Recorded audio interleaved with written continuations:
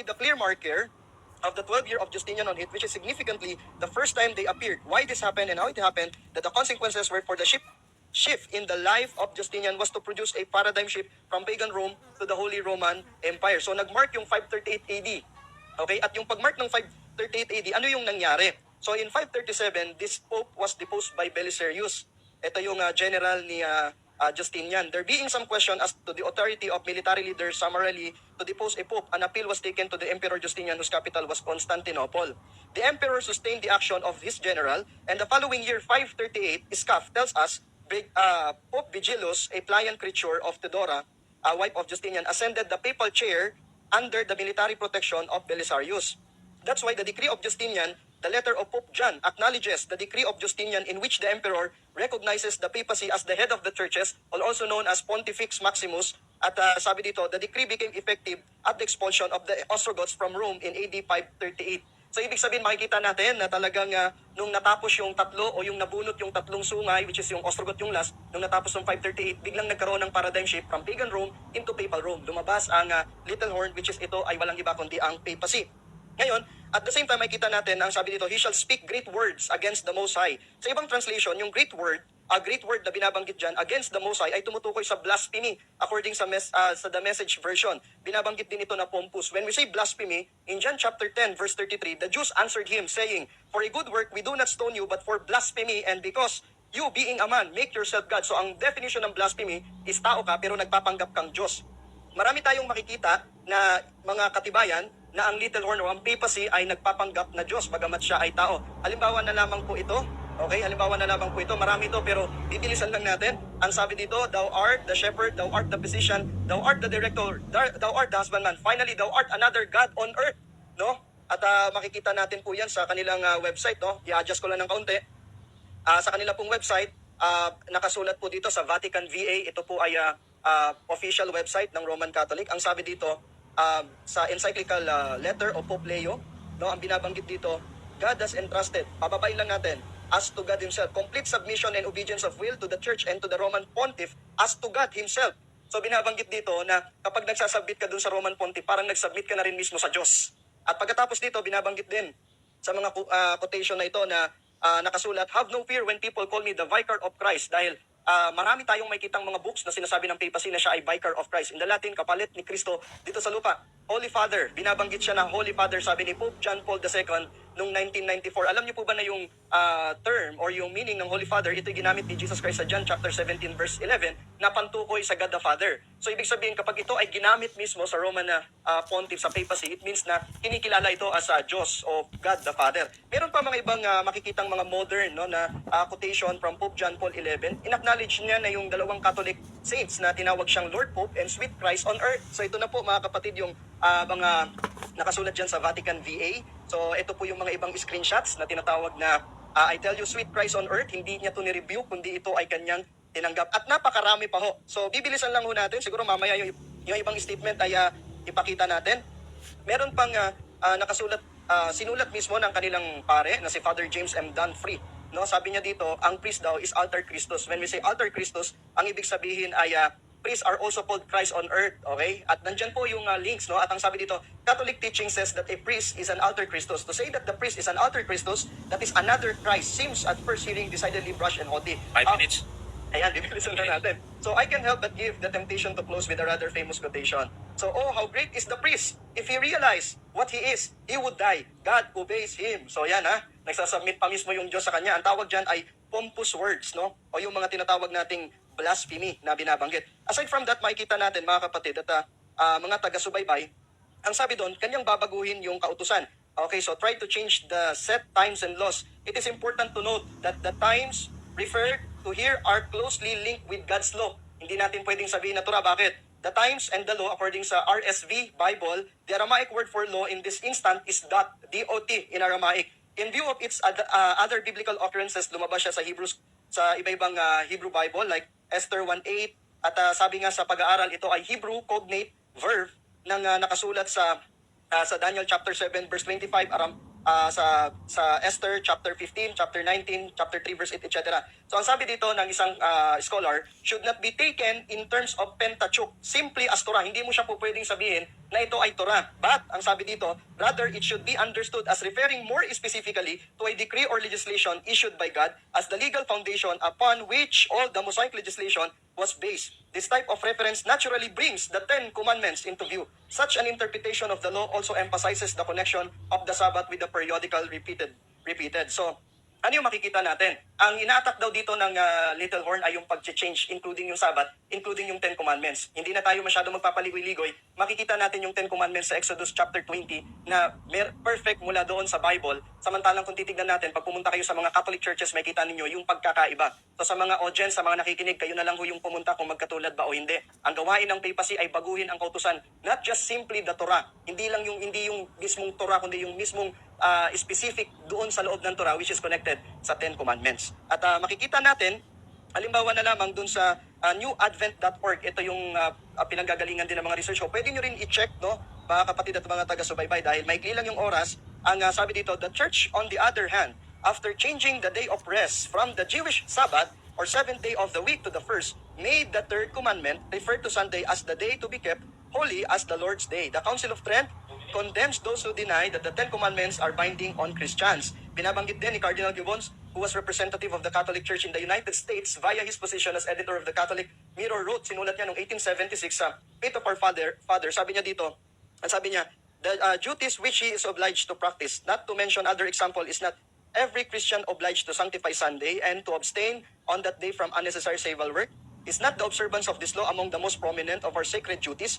But you may read the Bible from Genesis to Revelation and you will not find a single line authorizing the sanctification of Sunday. The scriptures enforce the religious observance of Saturday, a day which we never sanctify. Makikita nyo po yan, the book of the Faith of Our Fathers. Makikita nyo rin po yan sa Google. Meron pong mga resources ako. Pwede ko pong ipakita or ibigay po sa inyo. Marami pa tayong makikita na tinransfer ng papacy. It was sabi dito, for example, nowhere in the Bible do we find that Christ or the apostles ordered that the Sabbath be changed from Saturday to Sunday. We have the commandment of God given to Moses to keep holy the Sabbath day. That is the 7th day of the week, Saturday. Today, most Christians keep Sunday because it has been revealed to us by the Roman Catholic Church outside the Bible, according sa Catholic Virginian, October 3, 1947, paragraph 3, article to tell you the truth, etc., etc. At napakarami pa. Aside from that, marami pa rin tayong isa pang makikita, ngunit yung oras ay nagmamatulim. No, binabanggit yung the saints will be handed over to him for a time, times, and half a time. According sa kanilang commentary from New Jerusalem Bible, the time here is 1 year. So yun lang po sa ngayon, mga kapatid, mga taga-subaybay. Okay. Ayan. Okay, sige. Time start now. Brother Lando, go. Okay, magandang gabi po sa inyo lahat. So, nagtindig yung ating kaibigan na si Brother Blessing na ang Little Horn is the papacy. Okay, pero ganun po man, ako naman ang titindig kasi comparative study ito. So, pagkukumparahin natin yung kanyang mga ginamit na mga ebidensya sa ipipresenta ko ngayong gabi. So, ito po ang aking topic ngayon. Dahil ito ay pagkukumpara, either papacy or Antiochus. Based na po dito, ayon kasi sa Daniel 7:25, ang main issue kasi is ang Little Horn. Ayon sa Daniel 7:25, he will speak against the supreme God and oppress God's people. He will try to change the religious laws and festivals. And God's people will be under his power for 3.5 years. Sabi dito, he will speak against the supreme God. Sino ito? Kung atras natin sa 7:24, may sinasabi dito, then another king will appear. He will be very different from the earlier ones and will overthrow 3 kings. He will speak against the supreme God and oppress God's people. So, ang topic natin ngayon na yung Little Horn is another king na very different from the earlier ones at nag-overthrow siya ng 3 kings at nag-speak siya ng against the supreme God and naririnig and oppress God's people. Okay, no? Moderator's time, sandali. Bro Johnson, kapatid na Johnson, pa-mute na lang muna natin yung side dyan, Bro Johnson, habang nagsasalita ang ating speaker kasi naririnig po tayo. So, pa-mute na lang. Kapatid na dyan, go ahead. Okay, thank you, Brother Roland Parts, no? So, si Mr. Puro Kamaturat, no? Okay, patuloy po tayo. Ngayon, sino ang Little Horn, no? Ang Little Horn will overthrow 3 kings, will speak against the supreme God, oppress God's people, will try to change the religious laws and festivals. God's people will be under his power.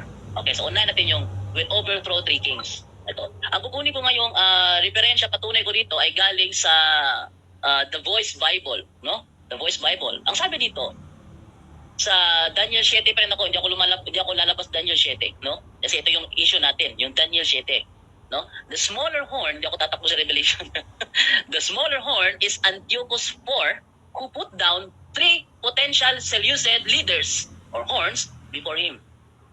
Anong ginawa ni Antiochus?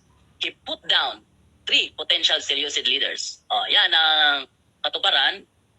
Yan yung sinasabi na will overthrow 3 kings. Tuloy tayo. Will speak against the supreme God.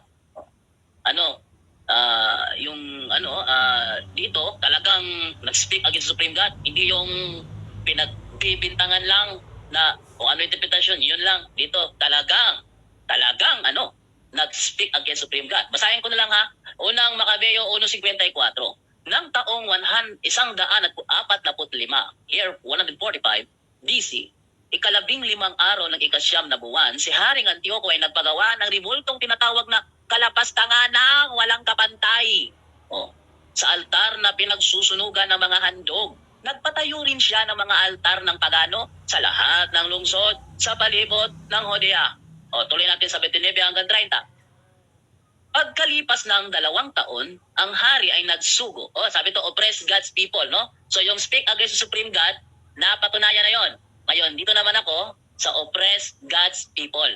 No? Pagkalipas ng 2 taon, ang hari ay nagsugo ng isang mataas na pinunong tagalikom ng buwi sa mga bayan ng Judea. Dumating ito sa Jerusalem na may kasamang isang malaking hukbo. Sa pamamagitan ng panlilinlang, napapaniwala niya ang mga tao na ang dala niya ay kapayapaan. Ngunit nang makuha na niya ang kanilang tiwala, bigla niyang sinalakay ang lungsod at marami ang napatay sa Israel. Sino nga uli yung God's people? Sino nga uli yung God's people? Yon ay ang Israel. Kung babasahin naman natin yan sa Ezekiel Ezekiel 20 versikulo 9, ang mababasa naman natin doon, sila yung ng Diyos, mga alagad ng Diyos. 20 versikulo 9, ang sabi dito, yan. Ngunit hindi ko ito ginawa dahil ayaw kong malagay sa kahihiyan ng pangalan ko sa mga bansa sa palibot na nakaalam na inilabas ko ang mga Israelita sa Ehipto. At kaya pinalaya ko sila sa Ehipto at dinala sila sa ilang. Yung mga Israelita, 12-12, ipinatupad ko rin sa kanila ang araw ng Sabat. Yung binigyan pala, yung mga Israelita ang inilabas sa Ehipto. Okay, tuloy naman tayo, no? Oppress God's people. Marami ang kanyang napatay sa Israel. Ibig sabihin, ito yung God's people. Ito, napakaliwanag. Yung una, will overthrow 3 kings. Nagawa niya. Pangalawa, will speak against the supreme God. Hindi ako nagbibintang, hindi ako nag-i-interpret, hindi ako gumagawa na kung ano-anong interpretation sa mga kilos niya. Kundi talagang napatunayan. Next, oppress God's people. Eto. Tuloy pa natin. Sa unang Makabeo 1:31-32, 37. Sinamsam niya ang ari-arian ng mga tao at tinupok ang lungsod. Winasak niya ang mga bahay at mga pader nito. Pinihag niya ang mga babae at mga bata. Inagaw din niya ang kanilang mga kawan. At sa templong dalanginan, ang mga sumasambay pinapaslang kahit walang kasalanan. At ang dambanay nilapastangan nitong mga makasalanan. Pinatupad.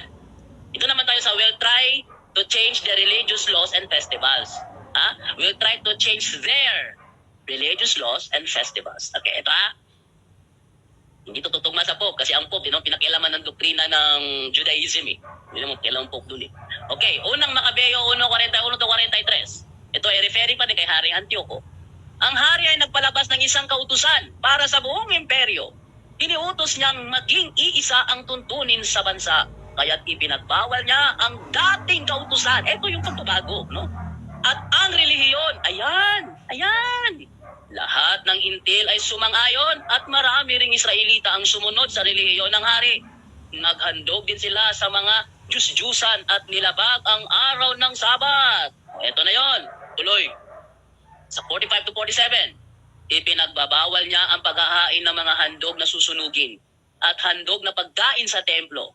iniutos niyang wag nang pahalagahan ang araw ng Sabat at ang mga takdang kapistahan. Ito, religious laws and festivals. Talagang pinakialaman. Ang Pope hindi kailanman nakialam sa doktrina ng Judaism. Pero ito talagang pinakialaman. No? Sa halip, iniutos din niyang wag nang igagalang ang templo at ang mga pari. Ito pari, hindi to, paring Katoliko Pag nakarinig lang kasi yung iba ng katagang pari, automatic nasa isip, paring Katoliko na. Hindi. Pari yan ng mga Israelita. No? Sa halip, mga baboy at iba pang maruruming hayop ang kanilang ihahandog. At dapat, ang itatayo nila yung mga templo at mga altar ng pagano. O eto, talagang kalapastangan na to. Bakit? Old Testament pa, hindi pa nililinis yung ano nito. Talagang kalapastangan yan. Ano pa? 48 to 50. Ipinagbawal din niya ang pagtutuli sa mga batang lalaki. Ito yung religious laws. Talagang pinagbabago. Dapat nilang gawing kasuklam-suklam ang kanilang sarili. Sa ganitong paraan, malilimutan nila ang utos ng Diyos at ang dati nilang kaugalian. Binantaan pa niyang ang sino mang lumabag sa utos ng hari ay papatayin. Tuloy, God's people will be under His power. Ito naman tayo ngayon. Sa God's people will be under His power. Unang Makabeo 1:52 to 54. Tingnan nyo natutupad lahat talaga sa kanya Kung ano ang sinasabi sa hula, talagang natupad sa kanya. Hindi ako nag-i-interpret. Hindi ako nag-ano kung ano yung mabasa ko, interpreting ko, hindi ganun. Binabasa ko lang. Tuloy. Marami nga ang lumimot sa kautusan at nakiisa sa paggawa ng kasamaan sa lupain. Ang mga tapat na Israelita ay nagtago sa lahat ng puok na maaari nilang mapuntahan. Nang taong 145, 15 araw ng 9 na buwan, si Haring Antioco ay nagpagawa ng rebultong tinatawag na kalapastangan ng walang kapantay sa altar na pinagsusunugan ng mga handog.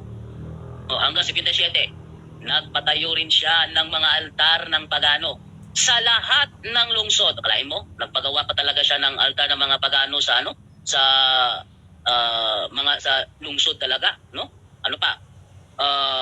Kahit sa palibot ng Hodea, kahit sa mga harap ng bahay at mga lansangan, ang mga tao ay pinagsusunog ng insenso. Lahat ng makitang mga balumbo ng kautusan ng Diyos ay sinira at sinunog. At ang sino mang mahuling nagtataglay ng balumbo ng tipan o sumusunod sa kautusan ay ipinapapatay.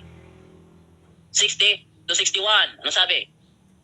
58, 60 to 61. Ganito nila pinahihirapan. Yan.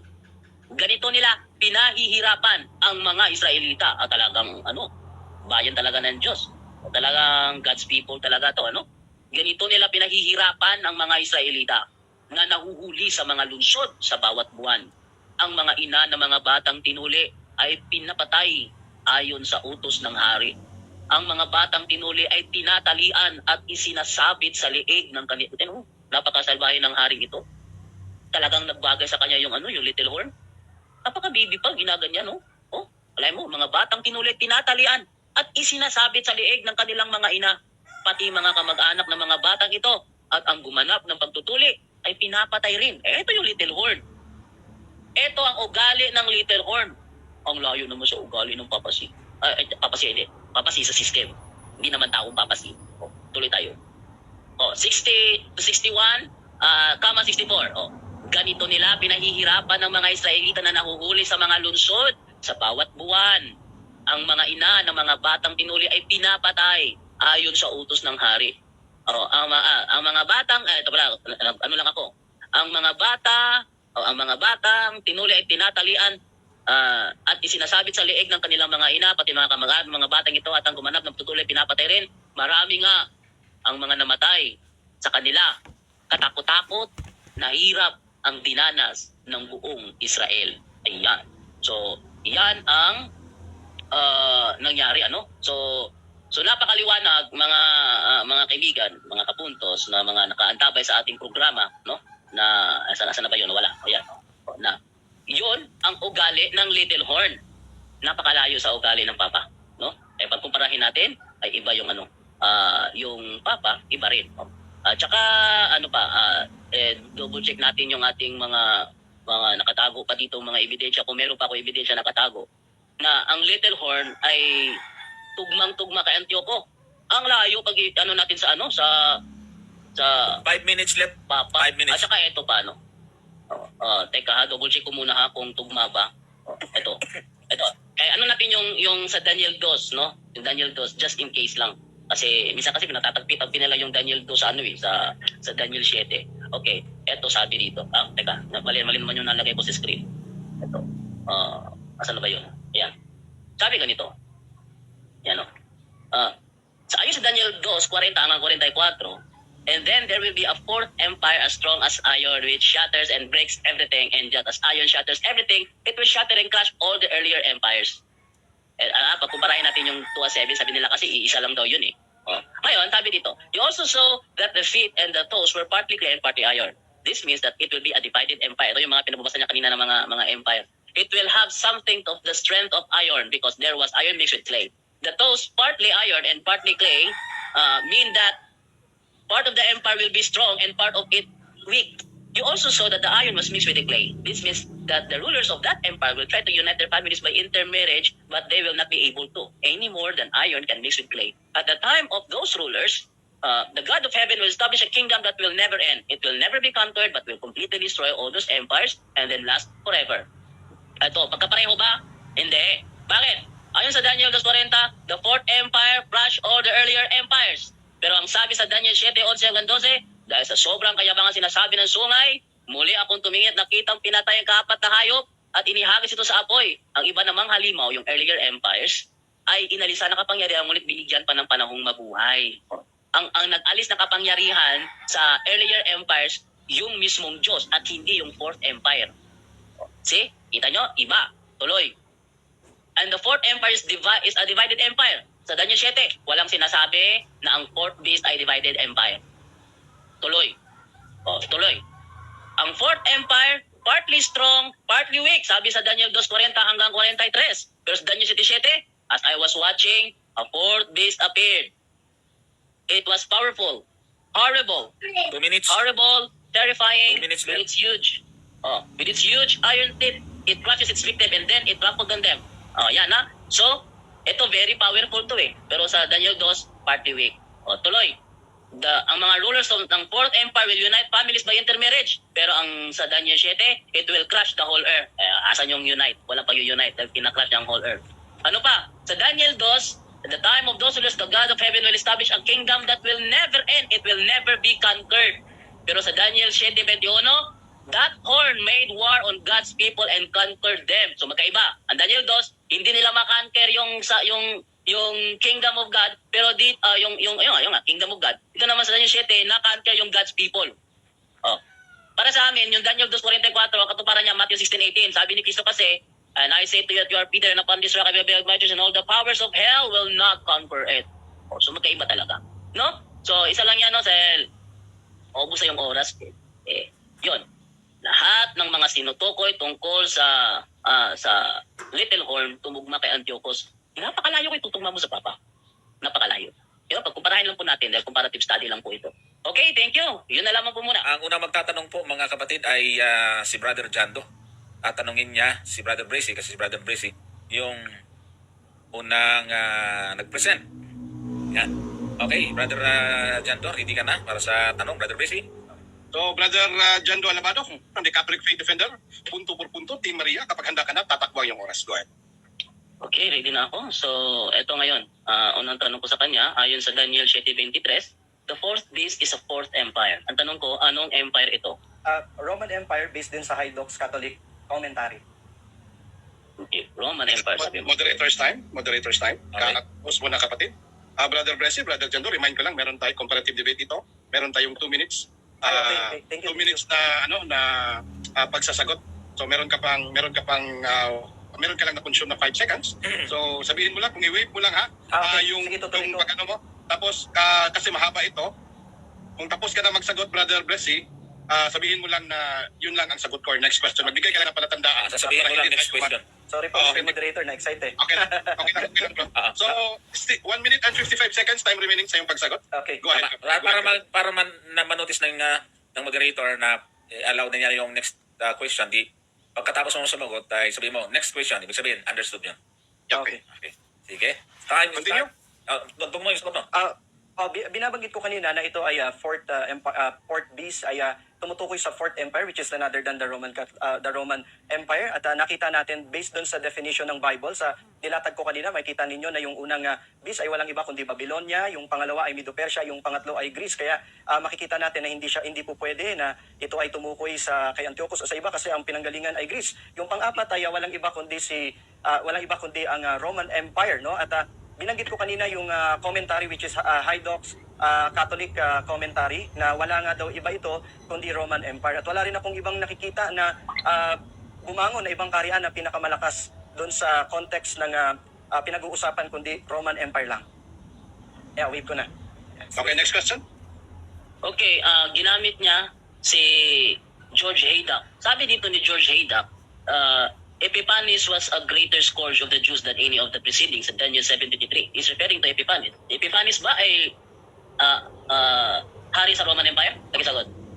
Actually, kagaya na sinabi ko kanina, kung siya yung hari... Moderator's time. Okay. Moderator's time. Time pause. Categorical question. Okay. Hari ba?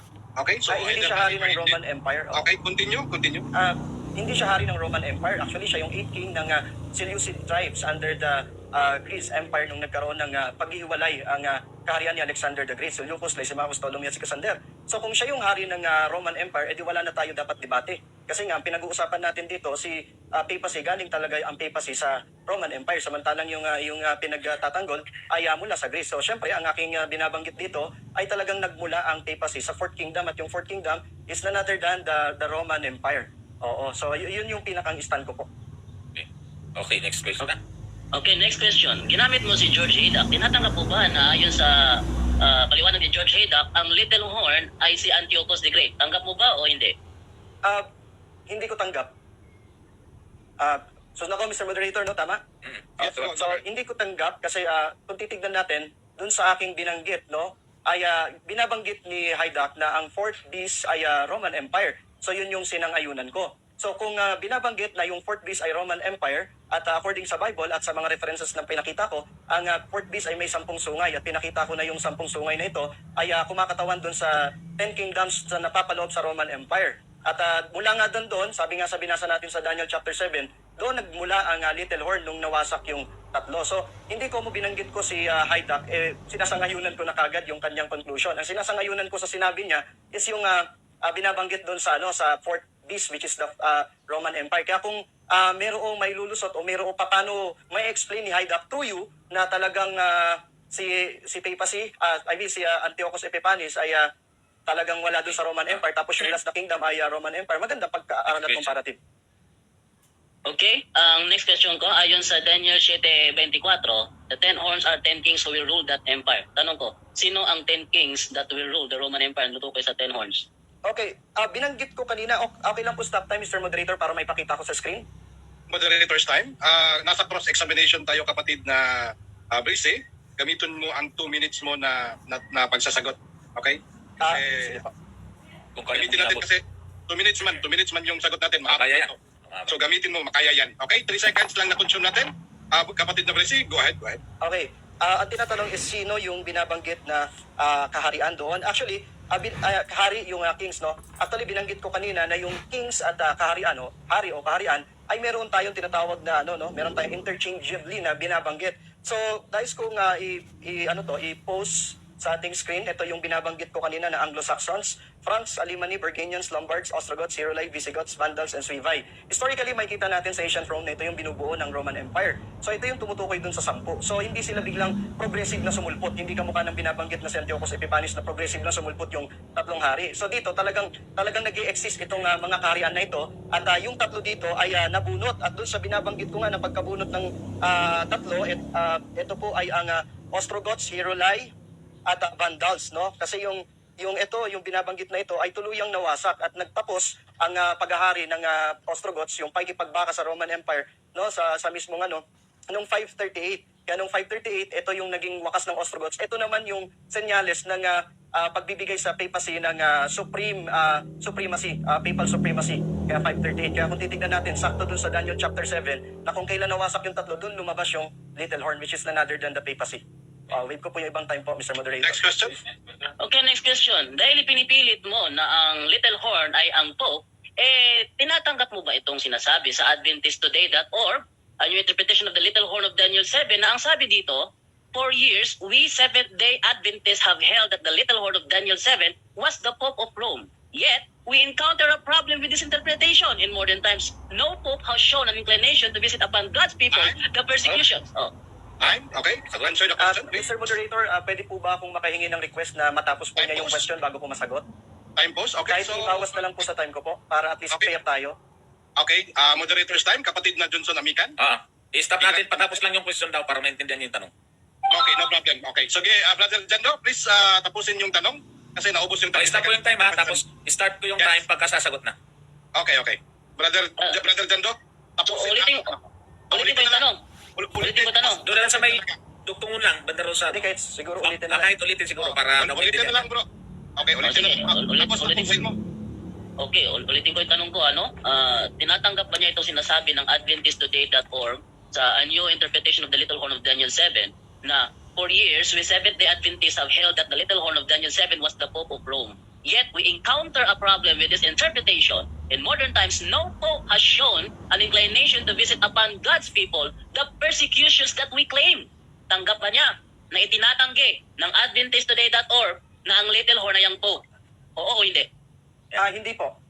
Kasi po, kung titignan natin mga kapatid at mga taga-subaybay, in Proverbs chapter 4 verse 18, ang Seventh-day Adventist ay may progressive understanding when it comes to prophecy. In fact, I'm expecting na gagamitin mo sana yung exegesis sa Little Horn na lumabas noong 1953 na medyo kaunting kilos na lang hawig doon sa gusto mong patunayan. Pero dito, hindi ko tutanggap dahil nga kagaya ng binanggit ko, ang Seventh-day Adventist ay may progressive light. Kagaya na lang o kamukha na lamang ng Trinity, mayroong progressive na pagkakatanggap ang Trinity. The same thing with other doctrines of Seventh-day Adventists, specifically itong tinatanong mo sa akin. Kaya hindi ko siya tanggap. Kasi kung titignan natin yung mga official websites and official magazine ng Seventh-day Adventists, makikita natin doon na yung Little Horn talaga ay tumutukoy talaga walang iba kundi sa papacy. Kasi kung hindi yun yung stand ng Seventh-day Adventists, edi sana wala na tayong debate. No? Sana nag-agree na ako. At wala rin tayong makikita na Seventh-day Adventist mula sa aming mga modern publications na sinasabi na yung Little Horn dyan ay walang iba kundi si Antiochus Epiphanes. Mag-rely ka na lang sa 20 fundamental belief and I suggest na try mong i-check yung aming question on doctrines para mas maganda at mas sound yung argument na pwede mo ibigay. Wait ko po yung Next ibang question. time, Mr. Moderator. Next question. Okay, at ibig mo ba sabihin na nagsisinungaling itong Adventist.org na AdventistToday.org na website na hindi pala ang Pope at tinutukoy na Little Horn? Okay. Mr. Moderator, pwede na po ba ako sumagot? Yes, go ahead. Pwede mo po bang ipakita yan? Mr. Moderator, can I request na pwede ba ipakita sa screen? Yung binabanggit po niya? Time pause. Ayun, Oppose na time. Okay. yan o. AdventistToday.org. Oh. Ang sabi dito, the authors of this piece are scholars known to the Adventist Today editors who have asked to remain anonymous. Anonymous. Mr. Moderator, pwede ko ba malaman sino yung anonymous na writer na yon? Anonymous kayo, ba't mo hanapin pangalan? Okay, moderator's time. Bro, Okay, so sasagutin ko na po. to. Sagot na lang.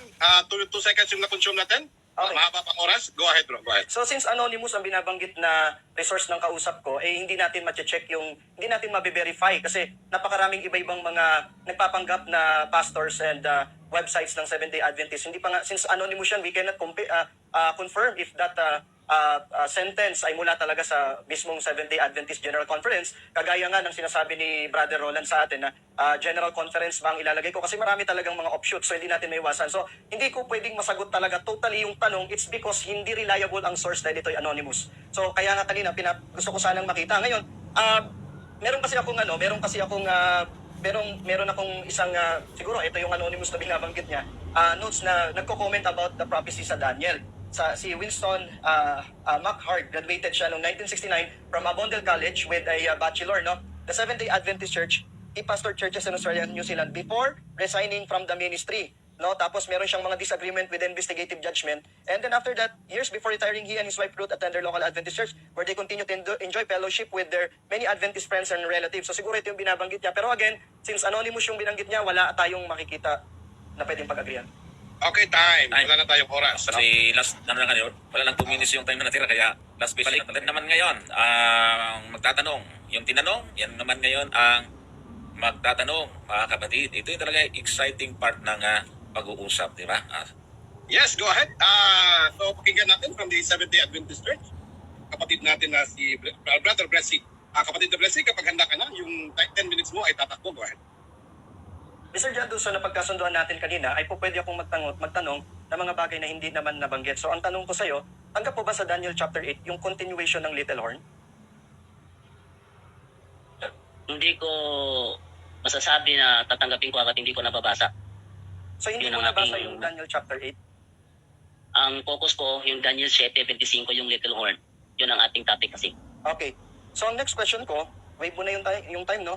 Ang next question ko, Mhm. sino yung tinutukoy na 3 kings na itutumba o wawasakin ni Antiochus Epiphanes? Oh, okay. Ang 3 kings na tinutukoy dito, yung 3 Seleucid kings, no? Sa Seleucid kings pa rin. Kasi ang sinasabi kasi doon, yung beast, yung empire, may 10 horns. At yung 10 horns na yun, referring sa 10 kings that will rule that empire. Hindi siya iba, ha? Nandoon siya magro-rule. Ngayon, at dahil doon siya magro-rule, yung 10 horns na yon, tatlo sa 10 horns na yon, ang bubunutin nitong lalabas. Siya yung mag-aalis, hindi yung gaya ng kanina na ang empire ang ang umatake tapos sa tatlo nagiba. Ito hindi, ang Little Horn talaga ang gigiba, hindi yung 10 hari. Okay, Ito, Moderator's time. Kapatid na Blessy, meron pa siyang naiwan na 1 minute, 1 minute pa, no, 1 minute and 15 seconds. Kasi sa aking time dito ay 46 seconds pa lang. At sa pagka hindi pa siya yata tapos sa pagsasagot. Objection lang bro, no? Kapag meron kang objection lang kasi time post natin para hindi siya ma-interrupt. So, meron kang objection kapatid na Blessy o wala? Kasi pag tuloy natin yung pasagutin Follow-up question natin. Follow-up question ko na to, Mr. Patapusin muna natin. Patapusin muna yung... Sandali bro, hindi ka pwede mag-follow up bro hanggat hindi siya natapos sa kanyang 2 minutes. Okay, sige po, Kasi Mr. Moderator. yung rules natin ay 2 minutes to answer, no? 30 seconds rule, question, then 2 minutes dapat siyang magsagot. Hanggat hindi siya natatapos sa 2 minutes or mag-wave. So wala munang follow-up. Okay. No? Kapatid na Jando, meron ka pang naiwang 1 minute and 14 seconds? Okay. Based ito sa sinabi mo kanina, the smaller horn is Antiochus IV who put down 3 potential Seleucid leaders before him. So, siya ang nagtumba. Hindi gaya sa paliwanag niya kanina, ang Roman Empire ang bumanat, ang beast ang bumanat sa 3 horns. Tapos, saka pa ipinasa doon sa Little Horn yung authority. Sa kanya, yun sa kanya. Sa akin dito, ang mismo ang Little Horn ang tumumba. Hindi yung beast mismo nagpatumba. Ang Little Horn mismo nagpatumba. Oh, next question. Okay, next question. Binabanggit mo kanina, Brother Jando, na si Antiochus ang nagpatumba doon sa tatlong sinasabi mong potential Seleucid king. So, pang-ilan ba si Antiochus na king sa Seleucid kingdom? Pang-11 siya. Based sa isa sa mga ebidensya rin nandito, hindi ko na nailabas. Isa dito, 11 kings sila lahat. Si Antiochus ang ika-11. Mayroong 10 kings na nauna, 10 Seleucid kings na nauna, tapos si Antiochus ika-11. At siyang 11, paglabas ng 11, itong 11 king na ito ang magtutumba sa 3 Seleucid kings na nauna sa kanya sa naturang empire. Hindi gaya sa paliwanag mo, ang empire ang nagpatumba sa tatlong hari. Hindi yung papasi na sinasabi mong Little Horn. Abang samantalang kay Antiochus, si Antiochus mismo ang nagpatumba sa tatlong haring nauna pa sa kanya. So sa akin, ang tugmang-tugma at hindi yung sayo. Next question. So, sa pagkakaalam mo, ilan ba yung kings ng Seleucid tribes? Lahat-lahat. Base naman dito sa findings ko, merong 10 kings ang Seleucid Empire. At tatlo sa 10 kings na yon ang tinumba ni Antiochus. Kung hanapan mo ko ng pangalan, hindi naglabas ng pangalan ng referensyang ginamit ko. Pero napatunayan na merong tatlong Seleucid kings na tinumba itong si Antiochus na siya mismo ang nagtumba. Hindi gaya sa paliwanag mo na ang imperyo ang nagpatumba sa yung tatlong sinasabi mo. Hindi ang mismong Little Horn. Next question. So, paano mo ngayon masasabi na tama yan, hindi mo nga ma-identify yung tatlong Seleucid kings? Okay. Sinasabi kong tama ko ito kahit hindi ko ma-identify dahil tugmang-tugma. Dahil siya mismo ang nagpatumba. Hindi gaya ng paliwanag mo na ang beast ang siyang nagpatumba sa tatlong hari. Saka pa ipinasa sa Little Horn ng authority. Iba sa'yo eh. Sa Biblia, ang Little Horn nagpatumba sa tatlo. Sa'yo, ang nagpatumba sa tatlo, ang mismong imperyo, yung beast. So iba, mas tugma ang sa akin kaysa sa'yo. Next question. Okay. Mr. Moderator, okay lang po ba na explain ko lang yung aking next question po? Time post. Come again, brother. Explain ko lang po yung next question ko para at least isang sagutan na lang po. Moderator's time muna ha. Kapatid na Amica, nasa cross-examination tayo kapatid na Johnson. I-allow ba natin ang kanyang explanation? Kasi ang gusto niya mailatag yung question para Yes. maganda rin masagot. Parang Okay. pwede naman siguro, Pero, wag lang pwede. lalagpas doon sa Wag lang Okay. lalampas doon sa limit. Kasi mahaba 30 naman yan. seconds. 30 seconds, Okay. marami kang masasabi niyan. Okay. Okay, Ah. so granted kapatid na Blessy, huwag lang lalampas sa 30 seconds. Okay, Tatakbo ang iyong oras kung magsasalita ka, Gwen. Okay, kung ang next question ko, kung ang binabanggit niya na 11 kings ay present na nung time na yun at binanatan daw ni Antiochus Epiphanes yung tatlong kings doon. Ang tanong ko, paano yan? Kung 11 kings ang presence, ang fourth beast, meron lang siyang 10 sungay. Bakit sumobra si Antiochus? Napakaganda ng katanungan. Tama nga. Di ba sinasabi, basahin ko na lang yung Daniel 7 ha, para maliwanag yung sinasabi sa Daniel 7. Ayon kasi sa Daniel 7 kasi, 7:24, ano sabi dito? Ayan, pakita natin sa screen. Yan o. Sabi dito, the 10 horns, the 10 horns are 10 kings who will rule that empire. Then another king will appear. Meron ng 10 horns ha? Meron ng 10 horns. Then another king will appear. So may ipang 11. At itong mag-a-appear na king, it will be very different from the earlier ones and will overthrow 3 kings. So siya ang ika-11 na hari dito at paglabas niya, itutumba niya yung tatlo. Next question. So kung ang binabanggit mo ay itutumba niya yung tatlo, ang next question ko sa'yo, yung kaninang binanggit mo na magkakaroon ng pagbabago sa kautusan na ginawa ni Antiochus Epiphanes. So binabanggit doon na babaguhin niya yung kautusan. Ang nakasulat kasi doon sa kanyang cognate Hebrew verb na Aramaic word ay dot. So ang binago ni Antiochus Epiphanes ay Hellenism. Gusto niyang i-Hellenize yung mga Jews. Bakit dot ang ginamit, hindi katugma ng Torah sa Hebrew language? Yan ang problema mo ngayon. Kung bakit ganyan yung pinipit mo kasi yung referensya mo. Ang dito, binasa ko Biblia mismo. At ayon sa Biblia, talaga pinagbabago niya yung pakita natin uli yung ginamit ko referensya, no? I have 2 minutes to answer Mahaba to. Ayan. Sabi dito, ang hari na palabas ng isang kautusan para sa buong imperyo, inuutos niyang maging iisa at tuntunin sa bansa kahit ipagbawal niya ang dating kautusan at ang relihiyon. Talagang nagbago siya ng mga kautusan. At hindi gaya sa sinasabi mong Papa na hindi man lang nakialam sa doktrina ng Judaism. Samantalang si Antiochus talagang nakialam. Ang Papa hindi kailangan pinakialaman. Actually hanggang ngayon, ang Judaism, Sabbath keeper pa rin. Mr. Moderator, Next question. can I object? Okay, moderator's time. Yes, moderator's time. Time pause tayo. My question Meron is, objection. Sandali, kapatid ha. Objection time, 2 minutes and 30 seconds. Sa time to answer, 36 seconds. Aha. Go ahead, kapatid na Presi. my question is all about the Aramaic word which is ginamit na dot. Bakit hindi ito katumbas linguistically ng salitang Hebrew na Torah? Kasi doon sa Objection, moderator. Mr. Okay, Moderator, nag-object noted, pa ako. noted. Ang gusto kong Yes, hingin yes, sa yes. kanya ay yung DOT, yung dot na Aramaic. Bakit hindi ito katumbas ng Torah na binabanggit niya na kung dapat Torah po pwedeng si Antiochus. Pero bakit dot ang ginamit? Linguistically, nagpapaka ano lang po ako. Linguistically, pwede po bang paki-answer yun? Okay. Counter objection, kapatid Ojando. Ang objection ko kasi, gumamit siya ng Aramaic. Hindi naman Aramaic yung binasa ko Tagalog, Bible to At saka, lahat ng mga binasa ko na talaga pinagbabago ni Antiochus, binasa ko kanina, maliwanag yung pagbabasa ko kanina. Ba't siya napunta sa Aramaic, DOT? Ano ba yan? Nawawala tayo sa ano yan. Paki-ano mo, moderator, kasi napunta Aramaic. Tagalog binasa ko, Aramaic lang, at tatanong niyo sa ako Aramaic. Mr. Moderator, Okay. can I... Yes, counter objection. Sige, counter objection. humingi ako ng pasensya dahil hindi marunong pala sa Aramaic yung aking kausap. Kaya babaguhin ko na lang po yung aking tanong. Moderator, sandali. Bro, objection to bro. No? Wag lang tayong mag-conclusion kung hindi ba siya marunong or marunong. Objection lang focus natin, no? Objection lang focus natin. Total, meron pa mang 1 minute and 34 seconds. 24 seconds si Jando. Bro Jando, dagdagan mo na lang. Yung tanong yung sagot mo, i-connecta mo na lang talaga sa particular na tanong ni Brother Blessy. No? Sir, moderator. So, once again, yes. Siguro last na ano ko na lang po, counter objection, baka mabubos oras nyo. Ang pinaka-question ko na lang, alam ba niya yung Aramaic na binabanggit ko? Para kung hindi, move na lang ako ng Okay. ibang question. Moderator's time. Bro, wag na lang natin ibahin ang tanong. Kasi ipapatuloy na lang natin. Okay, Kasi sige, meron pa sige. siyang 1 minute and 24 seconds. Kasi kung objection ka tapos ibahin mo yung tanong, iba din naman yan. Brother Jando, i-connect mo na lang yung tanong, yung sagot mo sa natirang 1 minute and 24 seconds mo sa Yes. kanyang katanungan. Sige, go ahead bro. Go ahead.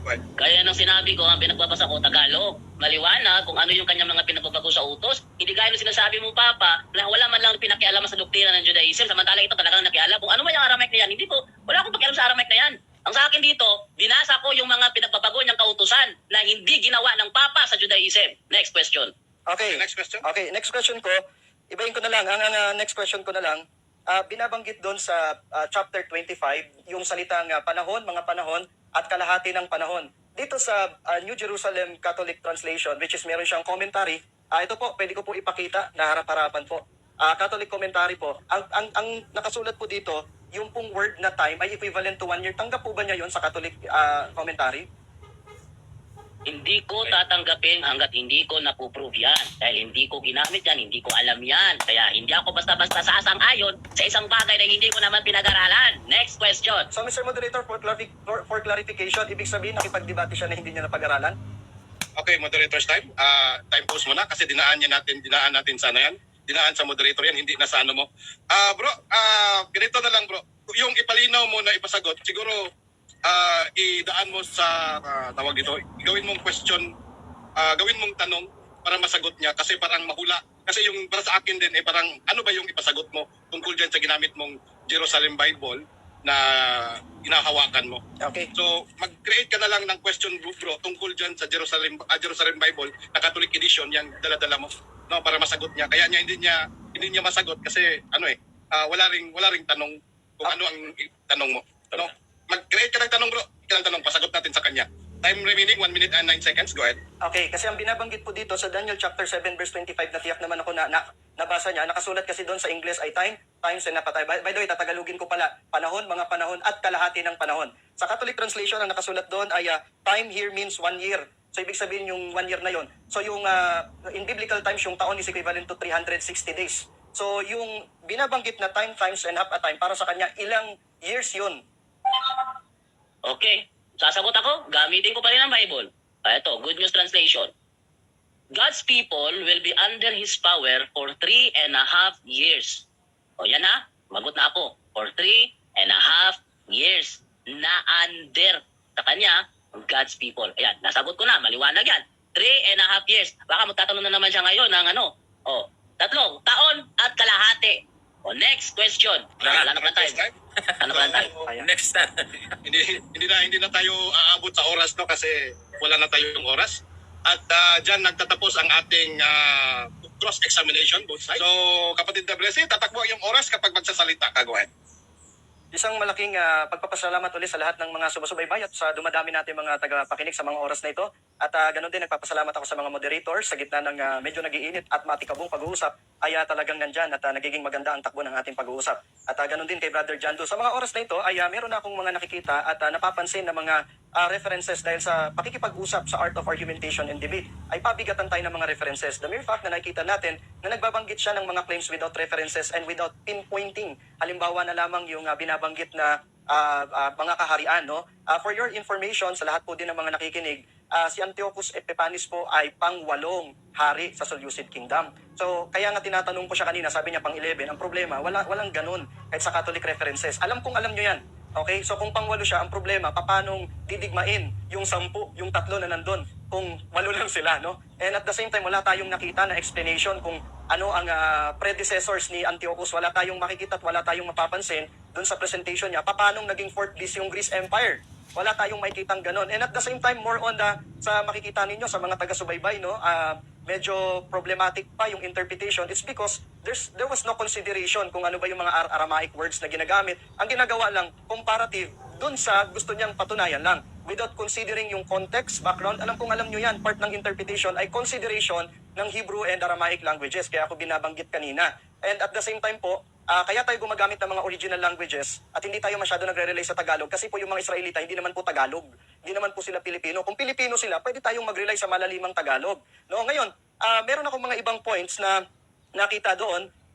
Babanggitin ko lang siguro yung mga sinasabi ng mga historians patungkol kay Antiochus Epiphanes kung bakit hindi siya po pwede na siya yung Antichrist. Kasi una, nakita natin na hindi naman siya nanggaling sa 4th beast. Siya na nagsabi, galing siya sa Greece. At pinatunayan ko kanina na ang Greece ay yung pangatlong kaharian, hindi po yan pang-apat. No? Yung pang-apat ay walang iba kundi yung Roman Empire. Binabanggit yan ni Haydock sa kanyang commentary. At yun yung sinabi ko kanina. Ngayon sa mga oras na ito, ang sabi dito ni Polybius, sa kanyang Polybius the histories in the Loeb Classical Library. Ang sabi dito, pwede ko po ipakita sa inyo para hindi po ako naggagawang kwento. Ang sabi dito, at the time when Antiochus approached Ptolemy and meant to occupy Pelusium, Caius Popilius Laenas, the Roman commander, may dumating na Roman commander on Antiochus, greeting him from a distance and then holding out his hand, handed to the king as he had it by him, the copy of the Senatus Consultum. Merong sulat, no, na idinating kay Antiochus. At ang sabi dito, and told him to read it first. So binasa niya, to think it proper as it seemed to me, to make the conventional sign of friendship. Before he knew if the intentions of him who was greeting him were friendly or hostile. But when the king, after reading it, said he would like to communicate with his friends about this intelligence, Popilius acted in a manner which was thought to be offensive and exceedingly arrogant. He was carrying a stick cut from a vine, ang ginawa niya, and with this, he drew a circle around Antiochus. Sinulat niya sa sa lupa yung bilog. At ang sabi dito, and told him, he must remain inside this circle until he gave his decision about the contents of the letter. The king was astonished at this authoritative proceeding. Nagulat na-astonish itong si Antiochus. But after a few moments, hesitation, said he would do all that the Romans demanded. Ano ang sabi dito sa kasaysayan? Susundin ni Antiochus kung ano ang sasabihin ng mga Romano. Upon this, Popilius and his suite, all grabs him by the hand and greeted him warmly. The letter ordered him to put an end at once to the war with Ptolemy, yung digmaan sa Egypt. Ang sabi ng Roman Empire, wag mo nang digmain yung Egypt. So as a fixed number of days were allowed to him, he led his army back to Syria. Ano ang experience niya? Deeply hurt and complaining indeed, but yielding to circumstances for the present. Yan ba yung tinatawag niyong little horn na pinaatras lang sa pagko-conquer niya sana sa Egypt? Pinaatras siya, mga kapatid, mga taga-subaybay. So kung doon nga lang pinatras siya, paano niyo sasabihin na tinalo niya yung three kings, no, sa Seleucid tribes? Wala siyang ganon. At kahit i-research nyo ngayon, si Antiochus po ay pang-8. Okay, sa lahat. And ang sabi dito, his ambition to control Egypt was quelled by the stick diplomacy. Yan ang tumatak sa mga historian. Siya ay na-control ng stick diplomacy, no? And ang sabi dito, sabi dito po, tinatawag ngayon si Antiochus as hindi na siya Antiochus Epiphanes, ang tawag na sa kanya Antiochus Epimanes. Ang English translation niyan ay madman o baliw. Bakit? Kasi walang naipanalo si Antiochus dito, no? Kaya nga, kung titignan natin, in considering further greatness of Antiochus Epiphanes, it will be noted that he does not rank at the head even in his own Seleucid line. Wala kang makikita na tinawag si Antiochus Epiphanes na the Great mula doon sa kanyang Seleucid line. Kaya nga kasi sabi nga natin, binabanggit, he will become diverse. Kakaiba siya sa ibang sungay. Eh dito wala tayong makikita na si Epiphanes naging diverse siya doon sa ibang mga sungay. No? And yung father niya, the father of Antiochus Epiphanes, who was the most famous of his line. Sino yung kanyang tatay? Si Antiochus III. Ang tawag sa kanyang tatay ay Antiochus the Great dahil mas marami pang achievement yung kanyang tatay kumpara sa ibang Seleucid tribes. No? And again, ulitin pa natin, sabi kasi kanina, iba daw ang ugali ng papacy, kaya hindi natin pwedeng hindi daw natin ito pwedeng sabihin na ang papacy ay hindi tinutukoy at wala tayong makita na persecution ginawa ang papacy.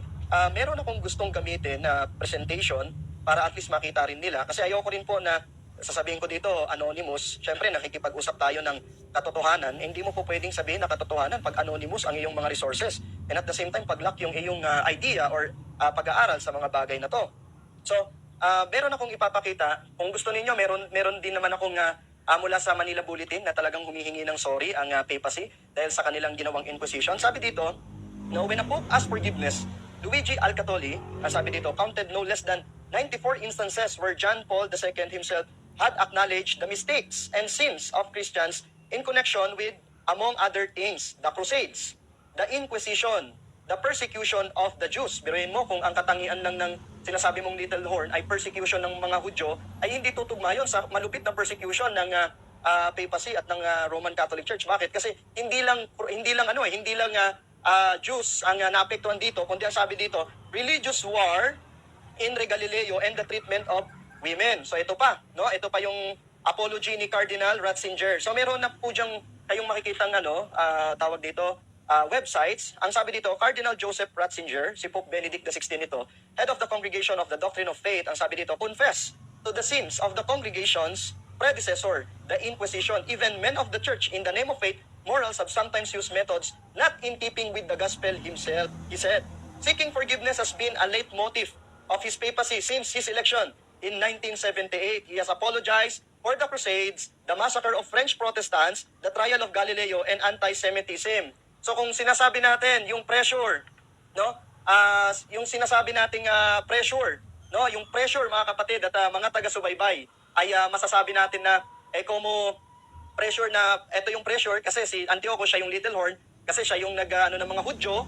So, malaki ang magiging problema kasi ito pa pala ang Roman Catholic Church in the head of the Pope, the papacy, makikita natin na mas marami pa pala silang ginawa ng persecution, hindi lang Hudyo ang naapektuhan. Ngayon, ay makikita natin na ang mga iba't ibang SDA pastor, yung mga authors, kagaya ng binanggit ko kanina, ang author ay SDA pastor na nag-resign dahil meron siyang mga disagreement sa SDA Church. No? Kaya yung binabanggit na authors na to, kailangan malaman natin kasi nagpapakaano lang din ako, honestly, wala tayong mababanggit kasi hindi niya binabanggit yung pangalan. Walang binabanggit na pangalan kung sino yon. At yung Adventist Today, mga kapatid, mga taga-subaybay, yan ay independent journalism ministry. Hindi po yan official SDA website, okay? Kaya wag po kayong kumuha dyan. Kuha ko yun sa Biblical Research Institute, yan, pwede ho natin tignan yan. So, aside from that, ay makikita din natin, mga kapatid at mga taga-subaybay, yung tinatanong ko sa kanya kanina. Ang tinatanong ko kasi kanina sa kanya as dun sa aming pinag-uusapan ay yung yung tinatawag na times and half a time.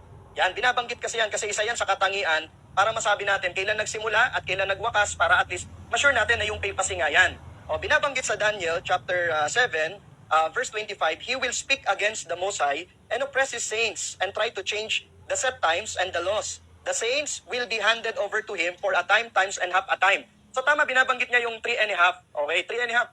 Pagpalagay natin 3 and a half na gamit niya yung translation. Pero tandaan natin kasi, binabanggit dito sa kanilang Catholic translation na yung binabanggit na time is equivalent to a year.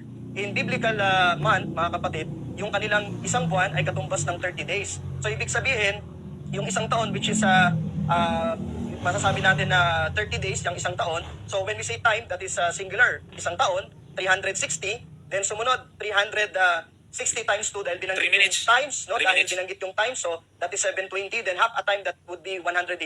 Pag inad mo yan, that would be 1,260 days. Pero sa prophecy, makikita natin sa Numbers 13:34 and sa Ezekiel 4:6 na ang isang araw ay katumbas ng isang taon. So therefore, it would become 1,260 literal years. So ano nangyari? Iyahan daw yung saint sa kanya, no, sa papacy. So kailan nagsimula yung supremacy ng papacy?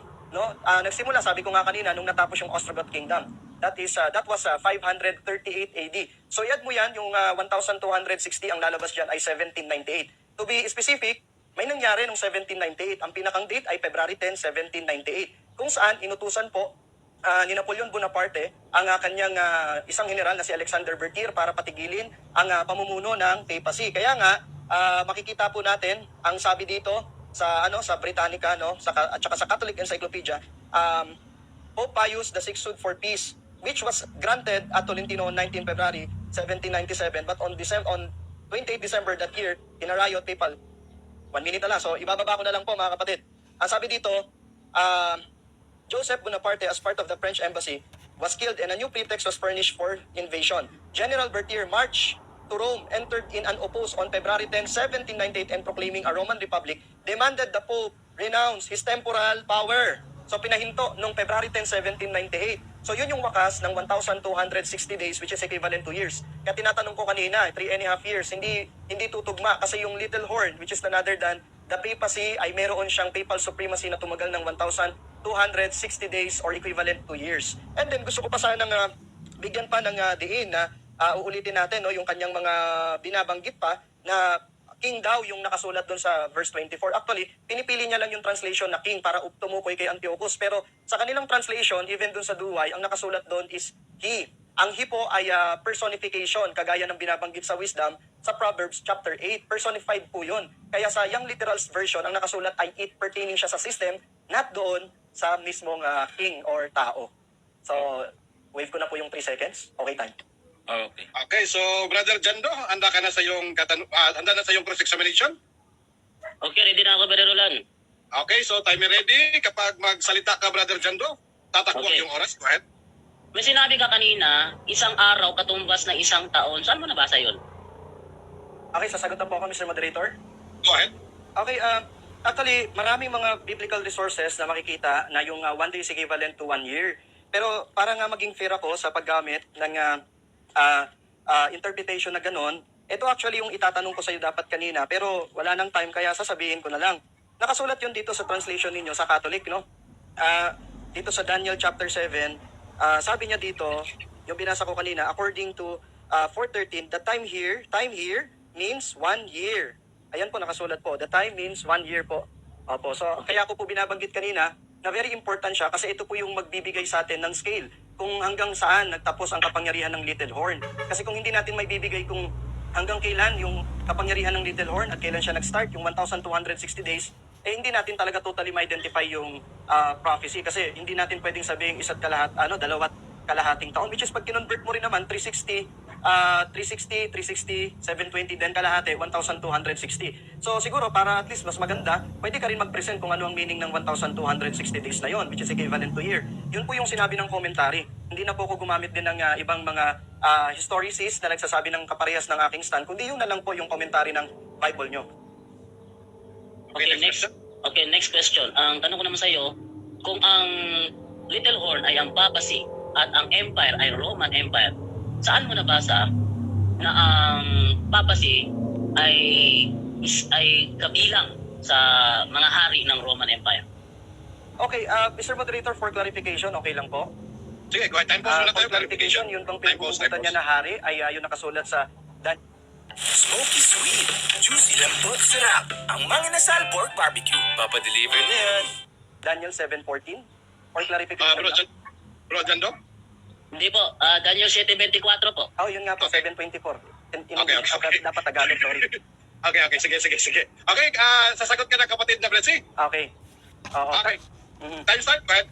Sa translation ninyo, dito sa hawak-hawak ko, walang binabanggit kasi doon na king. No, walang binabanggit na king. In fact, yung pronoun niya sa Daniel chapter 7 verse 25 ay he.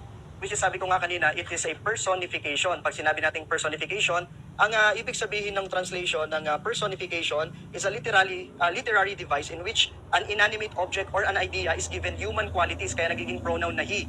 And an artistic representation of an abstract quality as a human. So, mapapansin natin sa Proverbs chapter 8 na yung wisdom, define ng Bible as she, pero hindi naman tumutukoy talaga sa she. So, ibig sabihin, my point is, in your Catholic translation, hindi natin kasi makikita yung yung king doon. Ngayon, bakit may mga lumabas na translation which is mga contemporary, may nakasulat na king? Kasi they consider the thought. Again, it is a paraphrased version of the Bible. Kino-consider niya yung thought. King kasi, kung titignan din natin, para at least uhayan ko, kung natatandaan nyo, binanggit ko yung Pontifex Maximus. Actually, ito yung kinonsider nila eh. Kasi ang Pontifex Maximus, a distinctly religious office, Pontifex Maximus, under the early Roman Republic, it gradually became politicized until beginning with Augustus. Ang Pontifex Maximus, it was subsumed into the position of emperor in the Roman imperial period. So pag sinabi nating emperor, it subsume, ibig sabihin to include or contain something else. So kaya binanggit ng iba or kinonsider as king because Pontifex Maximus, meron po siyang containment ng pagiging emperor. And emperor is equivalent to king. Okay? Pero again, wala po kasi siya dun sa translation Okay, yun. time. Next question. Okay, ayon ito sa Hebrew ng Daniel 7:24 ay gumamit sila ng katagang melek nang ibig sabihin ay king. Tama ba ito o mali? Mr. Moderator, counter. Time pause muna tayo. Go ahead. Pwede ko po bang maklarify kung anong Hebrew scriptures, kung anong version ng Hebrew ang pagkakasulat? Kasi may iba-iba kasi akong Hebrew version dito. At sa ibang Hebrew version, wala kasing nakasulat na melek. Kapatid na Jando? Ito ay sa e-sword na Hebrew interlinear Hebrew Old Testament, no? Kung saan nakalagay dito 7:24 H4430 Okay. is King's Melek.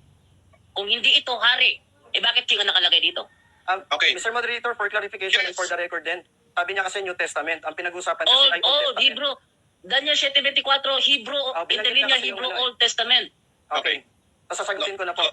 Okay, time resume. Go ahead. Okay, so kagaya nga nasabi ko kanina, may mga Hebrew languages kasi or Hebrew version ng scripture na merong melek, meron ding wala. Kasi nga po, kagaya nung sinabi ko, ang kinukonsider nila kasi is yung word kasi na Pontifex Maximus. Kaya counted talaga siya as king or masasabi natin siya as king. Kasi yung title ng papacy ay Pontifex Maximus na according nga sa according nga dito sa sulat ni Pascal Paul na lumabas noong February 1966.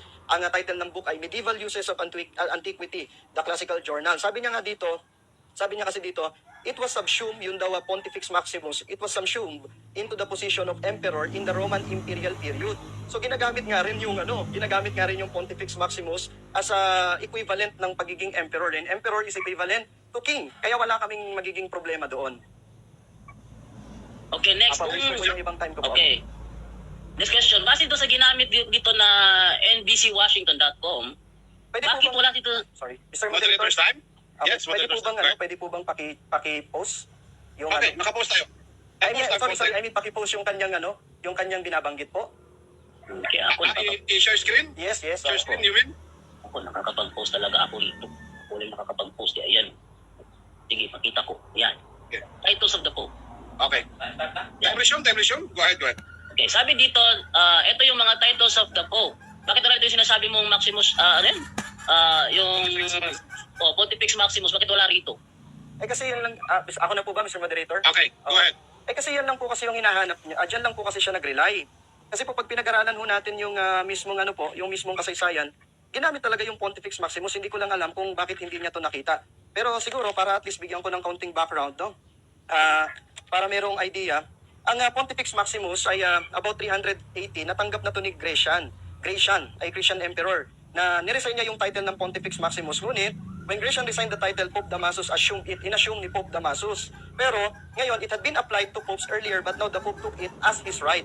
So the removal of the emperor in the West noong AD 476, with this removal, the papacy under Pope Leo I became the strongest institution touching the lives of the strong of Western Europe. Pope Leo I stands out as a strong figuring during the barbarian invasions.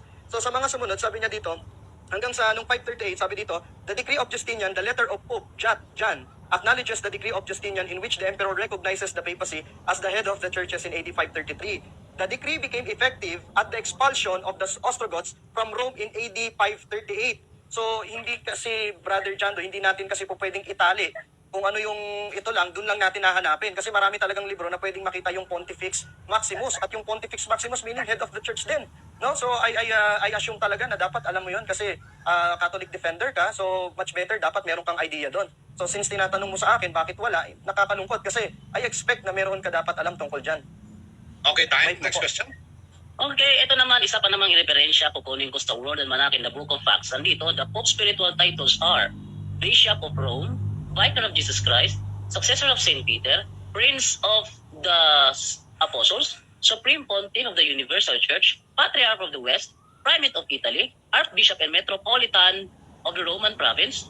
Period na eh. Nasa yung sinasabi mo nga yung Pontifex Maximus? Pwede ka maghanap sa iba, bro. Kasi Okay. kagaya ng sinabi ko kanina, hindi mo po pwede kasing como wala doon, hindi ka na maghahanap sa iba. Kasi again, ang dami-dami kasing libro kahit i-type mo. Siguro pwede kami magbigay sa iyo ng Libronix na isang Bible software. Pwede mo i-type yung Pontifex Maximus para magkaroon ka ng research tungkol dyan. Sa totoo lang, medyo nadidisappoint ako kasi alam na dapat ng isang Catholic defender ang Pontifex Maximus dahil isa ito sa pinanghawakang title ng Papa. Kaya nga, kung titignan natin sa kasaysayan, natapos sila noong 1798. No, bakit? Ano tinapos doon? Kasi nga hawak-hawak ng papacy ang office ng Pontifex Maximus na ibinigay as decree ni Emperor Justinian nung bumabagsak ang pagan Rome at ito ay naging papal Rome. Pag sinabing papal Rome, marami tayong makikitang mga details and katibayan na si Justinian from pagiging soldier, pagiging army, pagiging politician, naging theologian. Kaya mas nag-focus siya sa religion, ibinigay niya yung decree na Pontifex Maximus noong 538, naging effective noong 538. Kaya naman, yung Pontifex Maximus na abuse yung kapangyarihan, kaya pinatigil ni Napoleon Bonaparte noong February 10, 1798 ang papacy sa kanilang sa kanyang pakikipag-exercise ng title na Pontifex Maximus. So wag mo lang hanapin sa isang book, bro. So, tapos na ang time. Okay, so wala na tayong oras, no, kapatid na Jando at saka kapatid na Blessing. Maglilipat naman ngayon ang ating kapatid na si Brother Jando Alabano from the Catholic Faith Defender Team Maria. Kapag magsasalita na ka na kapatid na Jando, magsisimula yung oras. Go ahead. Okay, thank you Brother Roland Parts. At saka medyo ano tayo ngayon dahil ang ating mga katanungan punto por punto pero ang sagot haba. Pero napasang-ayon kasi ako sa 2 minutes na pagsagot. No, so tingnan na lang po tayo, no? Ako sa aking presentation, dito tayo sa Daniel 7:8, no? By the way, yung mga pinagsasabi niya kanina na na emperor daw ang katumbas ng papa. Servo-servorum ang papa namin. Ha? Servo-servorum, ano ba yung servo-servorum? Siya yung alipin ng mga alipin. Tapos paano naging emperor yung alipin ng mga alipin? Kaya nga ang depektibo kung saan ka naghahanap ng referensya. Bakit? Ang layo eh. Ito pa, successor of Peter. Ang Pope namin sa mga official title niya is successor of Peter. Successor lang siya ni Peter. Si Peter ba hari? Paano magiging hari ang successor yung kanyang pinagkuhanan hindi hari? Nag-iisip ba? No? At saka Bishop of Rome. Oh, ang layo, successor, tapos biglang naging emperor, hari daw, anong hari? Baka hindi mo alam na yung sa tupapan namin humahalik sa paan ng mga miyembro. Meron bang hari pahalikin sa paan ng ng kanyang miyembro sa kanyang kaharian? Nakakita ng hari pinapahalik sa paan ng ordinaryong tao. Yung papa namin humahalik sa paa yun. Tapos sasabihin nyo emperor. Ang dami mga referensya pinaglalabas, depektibo naman. Oh, sabi niya kanina, mamaya na, unahin ko muna yung presentation ko, maikli lang yung oras ko eh. Maikli lang tanong ko, punto tanong, ang haba ng sagot, pero okay lang, napasangayon na kasi ako. Eto, Daniel 77 hanggang 8. As I was watching a fourth beast, dito lang ako sa patutunayan ko lang na mali yung niya. Fourth beast appeared. It was powerful, horrible, terrifying with its huge iron teeth, crushes its victim, and then trampled on them. Unlike the other beast, it had 10 horns. While I was staring at the horns, I saw a little horn coming up among the others. It tore out 3 of the horns. Siya nga ang siya nga yung pagpapabagsak. Isa kanya iba ang nagpabagsak. Yung beast mismo na pabagsak, hindi yung little horn. No? Out of 3 of the horns that were already there. Saka isa pa, yung papacy, office of the Bishop of Rome yon. Ang Bishop of Rome nagsimula doon ang panahon ni San Pedro. Gawa 2028, may obispo ang iglesia, nakapunta sa Roma. San Pedro ang unang obispo sa Roma. Ang papacy, office of the Bishop of Rome. Kung titingnan mo yan sa sa Britannica Encyclopedia, papacy, the office and jurisdiction of the Bishop of Rome. Tapos sasabihin mo na nagsimula lang noong mga 1790 na sasabihin mo mga taon-taon na yan. Nagsimula ang papacy as Bishop of Rome. Nagsimula yan kay San Pedro, kaya nga bishop eh. Huli lang siya na tinawag na Pope noong 512 sa pamamagitan ni Saint Ennodius. First time lumabas yung terminong Pope, pero yung binigyan ng pangalang Pope, yun ang Bishop of Rome. Yun ang Bishop of Rome, para bang Kristiyano. Ang Kristiyano, una pinangalan ng Kristiyano doon sa Antioquia. Pero, hindi ibig sabihin na doon nagsimula. Kasi wala pa yun sila sa Antioquia, may mga Kristiyanos na. Doon, hindi pa tinatawag ng mga Kristiyanos. Yung papacy, office yun. Office of the and jurisdiction of the Bishop of Rome. Ang Bishop of Rome hindi nagsimula. Doon sinasabi niyang nang mawala yung Ostrogoths. Ang dami mong referensya, ang layo naman sa realidad. Yan ang problema sa pinagtatapit-taping mga history. Hindi naman siya link. Bakit nilaling? Ito patuloy natin yung presentation ko. Sa Daniel 77 hanggang 8, meron dito 4th beast, 10 horns, 3 horns, little horn. Ano yung 4th beast? The 4th empire that will be on the earth. Sabi niya, Roman Empire daw to. Kakatawa. 10 horns, 10 kings who will rule that empire. So, hindi niya mapangalanan ito, 10 kings who will rule that empire. Yung pinagkakita niya kanina, hindi naman mga hari yun, mga bansa, mga naman eh. Ano ba yun? Mga imperyo ba yun? Kasi sa kanila, divided empire yun eh. Divided empire. Hindi naman empire na tinutukoy sa sa horns, kundi kings naman. Yung empire, yun yung beast. Yung horns, yun ang kings. Pero sa kanila, yung 10 divided empires yun. Kakaiba. Next, 3 horns, 3 kings. Tapos, ang magpapatumba nitong 3 kings, yung little horn na lalabas. Sa kanila, ang nagpatumba yung mismong emperyo, yung beast. Yung Roman Empire na nagpatumba. Yung ba ang sinasabi sa hula na gaganapin ng little horn? Paglabas niya, wala na yung 3? Hindi. Na lumabas siya ang magpapabagsak sa 3. Hindi yung paglabas niya, wala na yung 3. Ang layo ng mo. Dami mong referensya, dami mong pinakita. Hindi naman tugma. Sabi niya, dismayado ako kasi yung katapat ko ganito. Ako, ang dami kong referensya, siya, ganyan lang. Bakit? Ang dami mga referensya, hindi naman tugma. O ano ba pinagtatanong ng Aramaic? Sabi niya, hindi ka ba marunong ng Aramaic? Bakit? Pag nagdebate ka, kailangan matuto ng Aramaic? Kakaiba rin to. Tuloy natin. Sabi pa niya, ang sabi dito sa little horn, another king will appear. Sabi niya, wala kang makikita, wala kang mababasa na merong 11th king, wala kang mababasa. Ito, hanapin ko lang muna to ha. Okay, pakita ko lang muna saglit itong sinasabi dito na isang ring history. Nakita ko rin ito. Yan. Sabi niya wala raw. Ito, the historical environment of Daniel 7.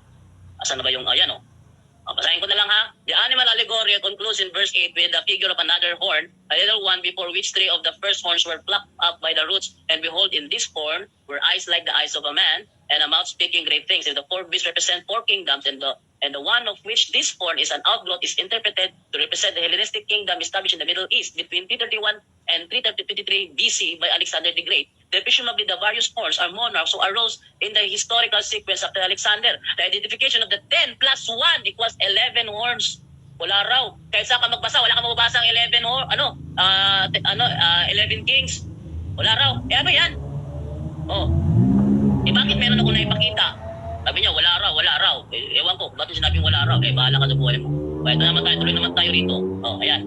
Oh, according to him, the little horn was referring to Papa C. Oh, sige, tuloy natin. According to the Bible, the little horn was a king. According to Bracy, the little horn was the Papa C. The king, ang king, ayon sa Oxford Languages, was the male ruler of an independent state. Yung king, male ruler yun, no? Lalaking pinuno. King, male ruler, single lang yan. Isang tao tinutukoy niyan. Napakalain mo? Isang tao. Sa kanya, maraming tao. Office, ang Papa C, office yan, hindi yan tao. Tuloy. Sabi naman niya kanina, office yung yung Papa C. Ito tayo. Another king will appear, siya'y babangong kasunod nila. Babangong kasunod nila. Next, siya'y magiging kakaiba sa kanyang at kanyang ibabagsak 3 hari, no? 3 hari. At tungkol sa 10 sungay mula sa kahariang ito, 10 sungay tungkol sa kahariang ito ay 10 hari ang babangon. Matindi siya. Sinabi lang ang hari ang babangon, sa kanya hindi, kaharian ang babangon. Iba ang sinasabi ng Biblia, iba yung kanyang paliwanag.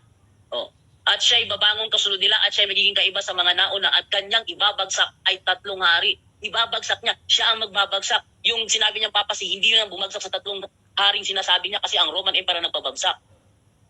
Yun ba ang sinasabi ng hula? Na ang beast, ang 4th beast, ang magpapabagsak sa 3 sungay? Ang dami mga referensya, hindi naman tugma. Kahit sa Tagalog grammar, isang tao lang tinutukoy. Ito, yan, yung binasa ko kanina, no? Inipilit ni Bracy na Pope daw, wala palang record. Ito, basahin ko yung buo. For years, we Seventh-day Adventists have held that the little horn of Daniel 7 was the Pope of Rome, yet we encounter a problem with this interpretation. In modern times, no Pope has shown an inclination to visit upon God's people the persecutions that we've claimed. Wala naman talaga pinipersecute ang Papa Ginamit pa niya ang Inquisition. Nagsorry ang Papa. Ginamit niya ang Inquisition. Sino ba kumapatay sa Inquisition? Di ba ang state? Sabi nga sa history, the greatest saints of the church urged kindness rather than severity. And if death penalty was ever imposed for heresy, it was imposed by the state rather than by the church. Tapos si Papa, pagbibintangan mo. Ang clergy namin pinagbabawalan maki-attend sa mga bloodshed. Nasa yan? Encyclopedia yun. Pakita ko mamaya kasi nag-present pa ako. Ayan. Sabi ganito. Ito, tuloy natin.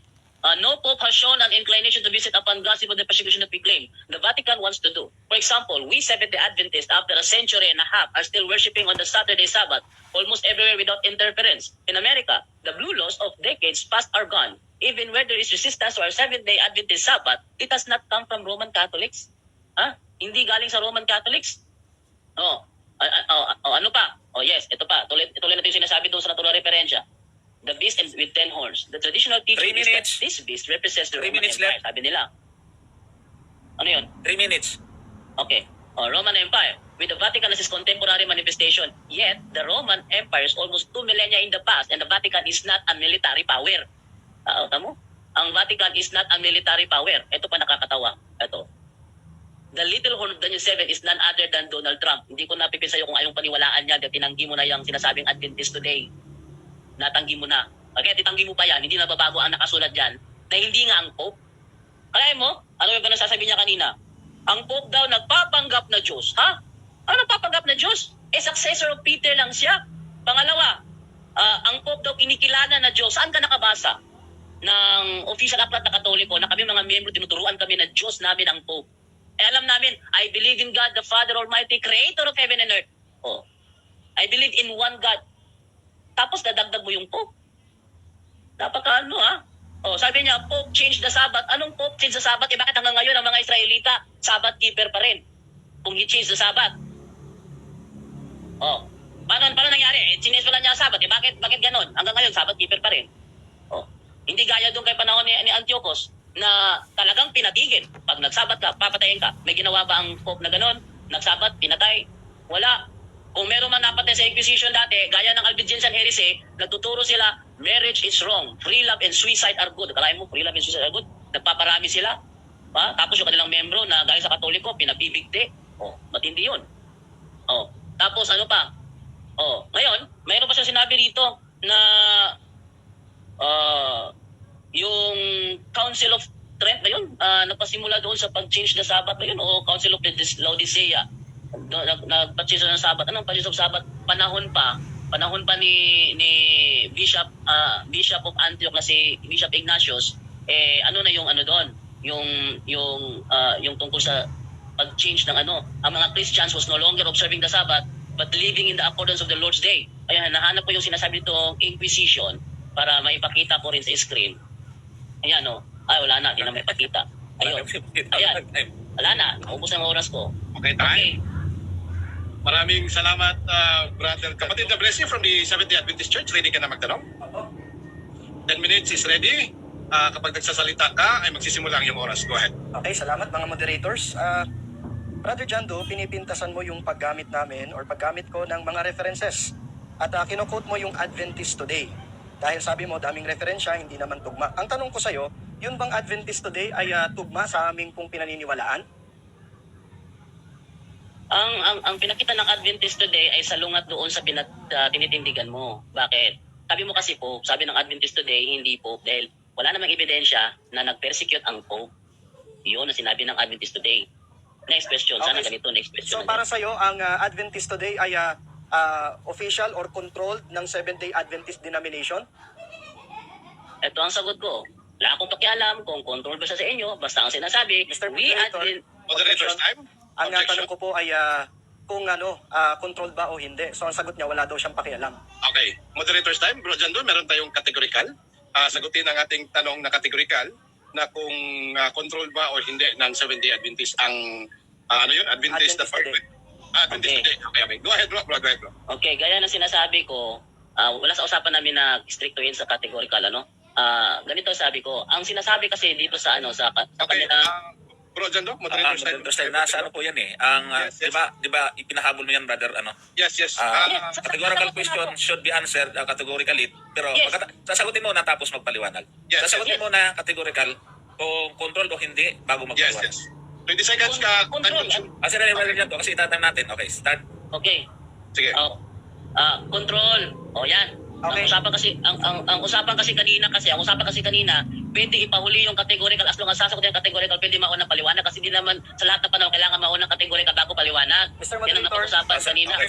Moderator's time. Moderator's time. Okay. Yes, yes. Mr. Moderator, medyo nababawasan yung aking time. Clarification lang. Ito ba ay... Sandali bro. Moderator's time muna. Sandali bro ha. Kasi kapag... Ito ipakita ko lang ha. Brother Roland, ipakita ko sa screen, number 8. Ang tanong na categorical, dapat sagutin ang categorical bago Yes. magpaliwanag. Okay. Okay. Okay, moderator's time. Moderator's time. Bro, Blessy, kapag nagsasalita si Brother Jando, tatakbo talaga ang 10 minutes at saka tatakbo ang oras niya dito sa pagsagot. So kanina, meron pa siya, ang na-consume lang niya sa akin is 33 seconds. Meron pa siyang naiwan na 1 minute and 27 seconds, kapatid na Blessy. So yung sagot naman niya sa categorical mo is controlled. No? Nasagot. Control. So i-continue natin. Brother Jando, continue. Meron ka pang 1 minute and 27 seconds. Go ahead. Yes, control nga. Eto, balikan ko yung basa ha. Sabi kasi dito, ay, iba yun nasa screen ko. Eto, balikan ko yung ginamit kong ano ha. Yan, sabi dito ganito. We Seventh-day Adventists have held that the little horn of Daniel 7 was the Pope of Rome. Yet, we encounter a problem with this interpretation. Talagang nagkakaproblema kayo. Kasi kanina, yung paliwanag mo kanina, na ang little horn na papasi daw di umano, lumitaw na, wala na yung tatlong hari na, yung ostrogot, yung bisigot, yung mga pinakita mo kayo na tatlong hari na nilagyan mo ng X, wala na sila nang lumitaw yung Pope, yung papasi, bago binigay sa kanila yung authority. Pero ang sinasabi kasi sa Biblia kasi, ang little horn ang magpapabagsak sa tatlo. Ang sa iyo, ang nagpabagsak yung mismong imperyo. Kaya talagang mayroong problem sa ganyang interpretation. Pinipilit nyo kasi. Next question. Next question. Okay, sinabi mo Mr. Jando na ang Adventist Today kung saan ka umuhugot, ito ay control. Bakit sinasabi ng AdventistToday.org na ipapakita ko mismo sa screen na binabanggit dito, Adventist Today is not subsidized by or controlled by the Seventh-day Adventist denomination or any other religious group. So sino ngayon ang gumagamit ng peking referensya? Paki-show sa screen yung nakasulat sa Adventist Today kasi sabi niya kanina control daw. Sabi dito sa Adventist Today, hindi. Pwede po bang paki-share sa screen? Time to ask a question. 30 seconds up. Bro Jando, sagutin ang tanong. Okay, kung napakita siya ng hindi daw hindi ko na problema yan. Hindi naman sa atin yan eh. Nakita ko to eh. Kung itatanggi nila, nasa kanila yung pagtanggi nila. Oh, next question. So ibig sabihin, Mr. Jando, yung interpretation mo na control at yung nakasulat dito na hindi control, magkakontra na. Ay, magkakontra talaga bro. Kasi ang sabi kasi dito, to receive from the Seventh-day Adventist community, we have granted the request. Kaya ganun, we have granted the request. Ngayon, kung itatanggi nyo yan, dahil sinasabi nyo na hindi kinikilala, nasa inyo, ba't kayo meron ganyan? Hindi nyo kinikilala, bakit ganyan? O ngayon, di ba, napatunayan naman kanina, nagka-problem nga kanina kasi sa inyo, ang little horn, lumitaw siya, wala na yung tatlo. Pero sa Biblia, ang little horn na magpapabagsak sa tatlo. Doon pa lang, diferensya talaga eh. At saka doon sa, mga definition mo sa Papa na nagpapanggap na Diyos, kinikilala na Diyos, alayo sa realidad. Talagang merong mali talaga yung interpretation. Next question. Okay, next question. So magkakontra pala. Ang sabi mo, controlled. Ang sabi ng Adventist Today, hindi. Bakit mo ngayon ginamit kung magkakontra pala? Okay, ginamit ko yan dahil hindi ko nakita yung sinasabi mo magkakontra.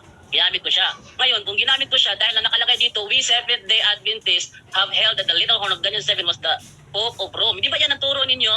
Ngayon, kung binabawi nyo ito dahil dyan sa pinapakita mo, binabawi nyo yan, hindi po problema yan. Hindi naman sa amin yung website na yan eh. Oh, next question. So gumagamit ka nang hindi mo chine-check. Okay. Etong sagot. Yes, gumamit ako na hindi ko siya na-double check. Tama yon. Pero hindi pa rin napatunayan na ang little horn ay ang Pope, ang papacy. Dahil unang-una, sinabi mo kanina na walang mababasa na Rome ang Fourth Empire. At sinabi mo rin kanina na nang lumitaw yung little horn na papacy, wala na yung three kings o three kingdoms. Oh, hindi yung sinasabi ng Biblia. Ang sinasabi sa Biblia, ang little horn ang magpapabagsak sa three kings na siyang tumumpak nangyari kay Antiochus at hindi sa papacy. Next question. So sige, move na tayo sa next question. Kasi sinabi na umaming ka naman na hindi mo na double check eh. Oh, okay na hindi mo double check. Ang next question ko sa'yo, sinasabi mo, pinipintasan mo yung paggamit sa Aramaic. Ano ba yung mas maganda pagdating sa interpretation? Marunong gumamit ng Aramaic o Hebrew o hindi? Objection, moderator. Okay, objection. Go ahead. Hindi part sa aming paksa kung kailangan matuto ka ng Aramaic o hindi. Ang paksa namin kung ano yung little horn. Counter objection, Mr. Moderator. Yes, go ahead. Nagbe-base lang ako kasi dun sa sinasabi niya na Aramaic daw ako ng Aramaic, Tagalog daw yung sinabi niya. Kaya when it comes to interpretation, tinatanong ko sa kanya kung ano ba yung mas maganda, marunong ba ng Aramaic o hindi. Counter objection, moderator. Counter objection. Nasa rule namin na ang tanong kailangan hindi lumagpas doon sa paksang na pag-usapan. At yung pagreklamo kanina, gumamit siya ng Aramaic, objection ko yun. Bakit siya gagamit ako ng Aramaic, Tagalog yung binabasa ko. Okay, moderator. Counter objection, Mr. Moderator. Yes, last counter objection. Go ahead. Bago mawala yung battery mo.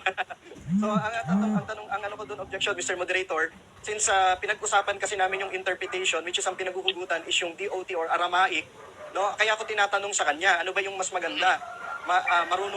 Marunong gumamit ng Aramaic o hindi pagdating sa interpretation. Kasi pinag-uusapan namin, Mr. Moderator, ay interpretation. So, konektado siya sa paksa. Without interpretation, wala siyang pwedeng sabihin.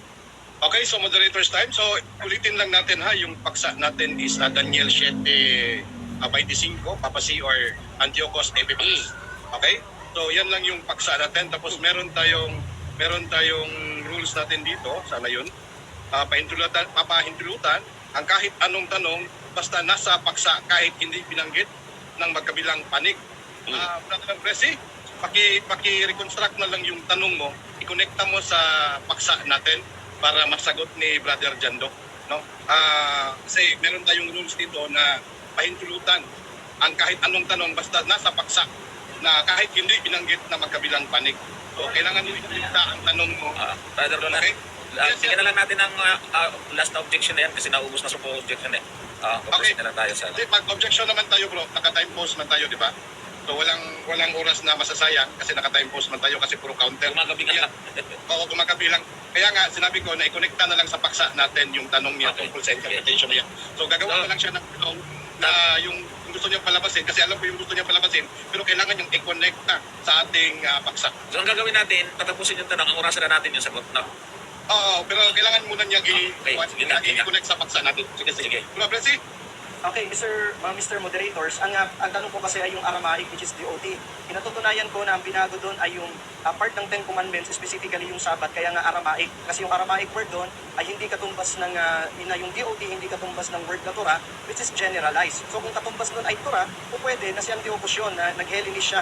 No, Hellenism, binago niya yung kautusan ng mga Hudyo. Pero dito, sa pag-interpret...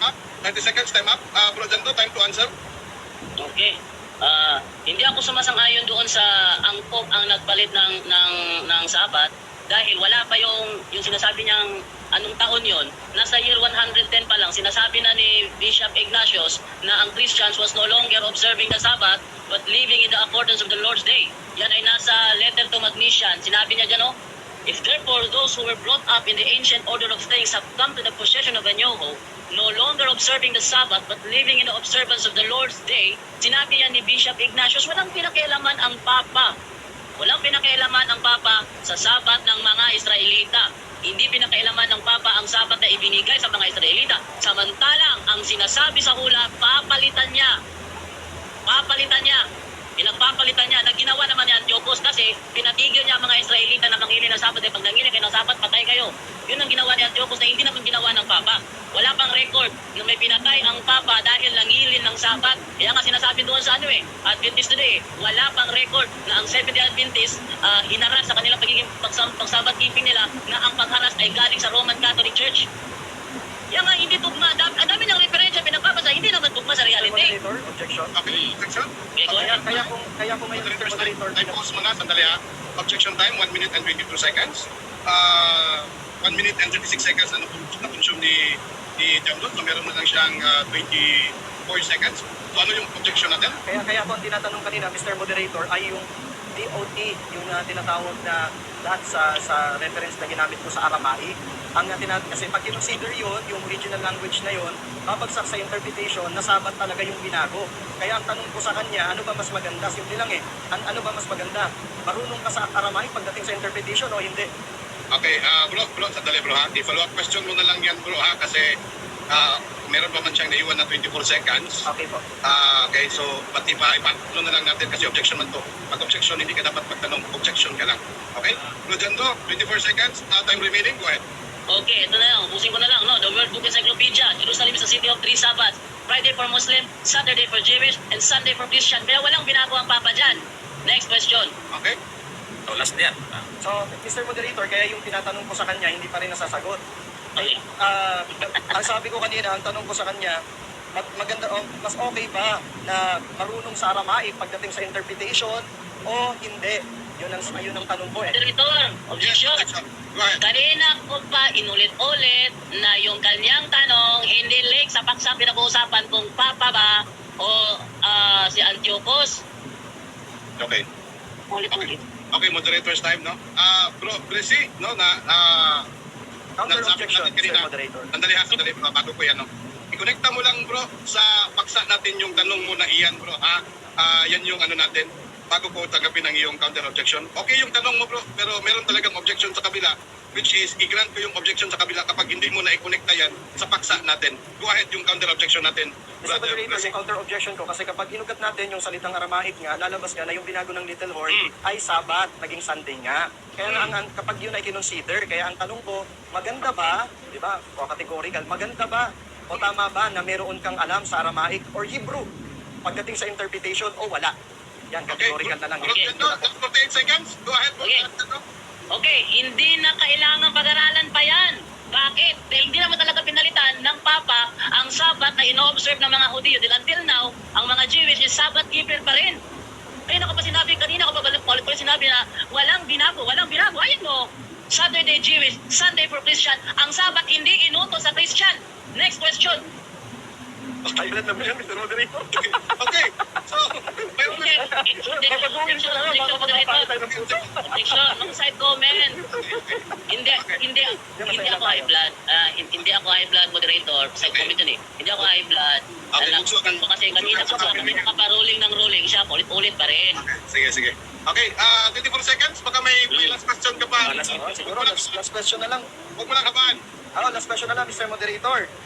Kanina pa kasi ako nagtataka sa kanyang interpretation pagdating sa fourth beast. So pwede ba niyang ipakita yung pagkakasunod-sunod ng mga succession of kingdoms para masabing yung Greece ang fourth beast at hindi yung Roman Empire? Yun na lang po. Last second. Ah. Moderator, Yes, go ahead. John, ang topic namin kung sino yung Little Horn. Yun ang Okay. topic namin. So, Okay. supposedly, specific kami sa Little Horn. In which kanina, pinakita ko na kanina yung mga presentation ko kung bakit ang Little Horn na si Antiochus. Siya, inilaryo lang yun niya, parang nililigaw niya lang tayo sa pamitan ng paglipat doon sa First Kingdom, Second Kingdom, Third Kingdom, pagliligaw na lang yun. Ang main issue namin kasi, moderator, kung sino ang Little Horn, supposedly doon kami mag-focus. Hindi kung saan tumatalon. Okay, moderator's time, no? I-grant ba natin yung objection mo, bro? At saka yung tanong niya, wala na talaga tayo. Wala na. Proceed na lang tayo sa ating or conclusion. So ngayon, kanina, hindi kayo pwede mag-conclusion. Ngayon, pwede na kayo. So, bro Jando, pag-ara na mic mo, pwede ka na mag-conclusion. Go ahead, go ahead. Okay, thank you. So kanina dami niyang mga pinagbintang sa Pope natin gaya ng pagpatay sa Inquisition. Di naman kasali ang Pope dun eh. Kung tingnan natin sinasabi sa Pageant of the Pope, the Inquisition was actually a system of ecclesiastical force inaugurated to detect heresy. Once detected and perishing in his error, a heretic was delivered to the civil force for punishment. Heresy was regarded in the same manner as high treason might be regarded in modern times, and in those days, torture and death were sentences common to many crimes. Sinong gagawa? Civil force, hindi iglesia. Next, Compton Encyclopedia, the church established a tribunal court called the Inquisition to try persons accused of being heretics, that is, of revolting against religious authority. Since canon law forbade the clergy to participate in bloodshed, the severer penalties were carried out by the state. Kasi ang mga clergy, pinagbabawalan niya ng canon law namin, tapos sasabihin niyo, siyang pumapatay. Hindi talaga tugma. Kahit pilit niya papasi, hindi talaga tugma. Next. The Council of Toulouse, Rheims, and the Lateran anti-imprisonment to excommunication as a punishment for heresy. The greatest saints of the Church, however, urged kindness rather than severity. And if death penalty was ever imposed for heresy, it was imposed by the state rather than by the Church. So yung Inquisition, hindi yun persecution. At saka ayon sa hula ni Daniel, ang ipipersecute ang people of God. Ang biktima sa Inquisition, hindi naman mga people of God yon. Ano ba ang turo? Bigay ako ng isang turo ng sa Inquisition, kung ano yung mga nabiktima sa Inquisition. Example na lang natin, yung Albigensian heresy. Eto, sabi sa Albigensian heresy, ayan. Ano yung kanilang turo? There are two gods, one of evil and one of good. Next, all material things are bad. Marriage is wrong. Free love and suicide are good. Yan, God's people ba yan? Yan ang isa sa mga napatay sa Inquisition. Sino magpapatunay ng God's people yan? Next, the church is part of Satan's kingdom because it owns material things. 4, all animal foods are to be avoided. All, pati na isda, pati manok, all. Bakit? Satan's kingdom yan kasi it owns material things. So isa yun sa mga napatay. Ano pa? Lahat ng mga excuse me, mga idiniklara na mga heretic sa nanapatay sa Inquisition, lahat yun nagtuturo ng mali. Example na lang natin.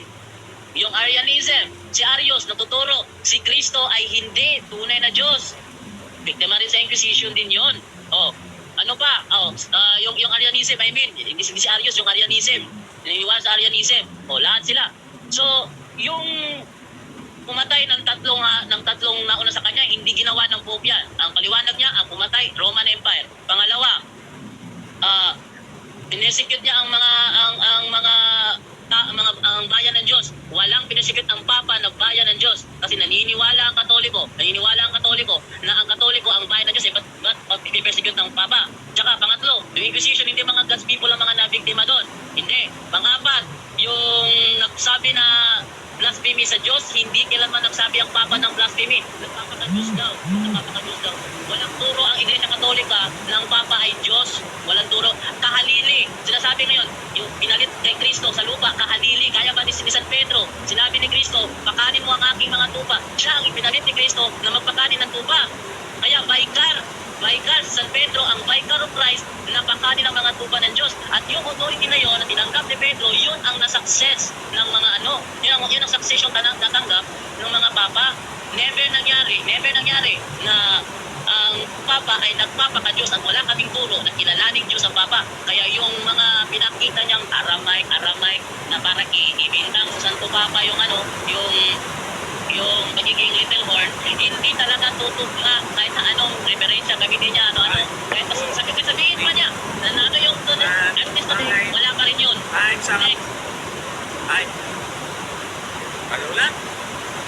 Yes, okay. Maraming salamat, Brother Jando Lamado. From the Catholic Faith Defender, Korea, punto sa yung 5 minutes na final stand or conclusion. Pupunta tayo sa ating first speaker tonight, no? From the Seventh-day Adventist Church. Ang kapatid natin na si Brother Presi. Kung alam na Mike Pudia, pwede ka na mag-start na conclusion. Okay, go ahead, Brother Presi. Okay? So unang-una tatandaan natin, no, yung nakita natin, imbis na conclusion, nag-rebuttal pa. No? So dapat conclusion na. So ang mga nakita ko dito, number 1, wala siyang pinakita succession ng kingdoms para mapakita na fourth piece nga yung pinanggalingan. Mali pa yung mga detalye, kapunga ng 11 kingdoms, at yung second sa yung tingnan, yan si Antiochus pang 8 kingdom siya.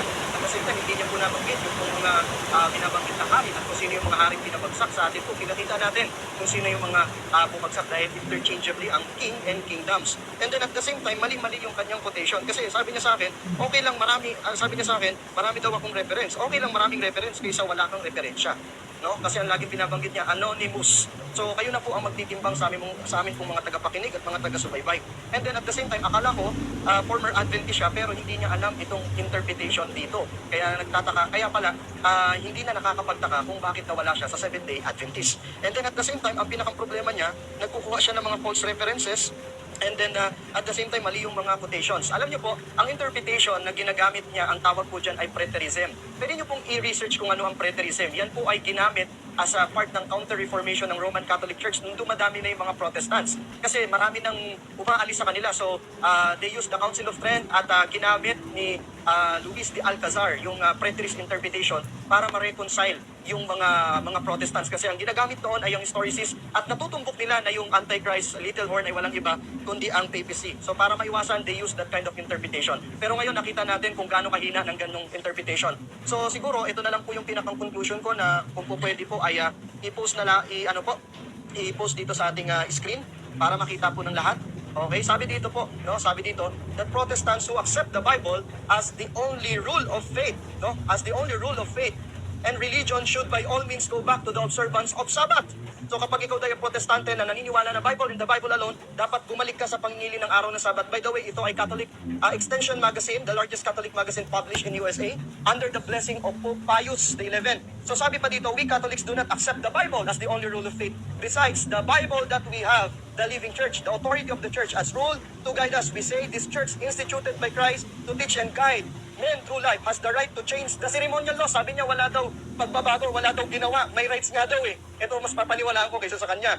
Old Testament and hence we accept the change of the Sabbath to the Sunday. We frankly say yes, the church made this change, made this law as he made many other laws. For instance, the Friday abstinence, the unmarried priesthood, the laws concerning mixed marriages, the regulation of Catholic marriages, and 1,000 other laws. So ito ang nagpapakita na talagang gumagawa sila ng batas. And pinakang last, ang sabi dito, we also say that of all Protestants, sa lahat ng Protestante, the Seventh-day Adventists are the only group that reason correctly and are consistent with their teachings. It is always somewhat laughable, nakakatawa, to see the Protestant churches in pulpit and legislature demand the observance of Sunday, of which there is nothing in the Bible. Mga kapatid, mga taga-subaybay, mga taga-pakinig, nakita nyo ho ang ating pong pag-aaral. Kayo na ho ang tumimbang. Hindi ko ho sasabihin na panalo siya o panalo ako. Kayo ho ang mag-replay ng video na to dahil sa debating ito, laging tatandaan natin.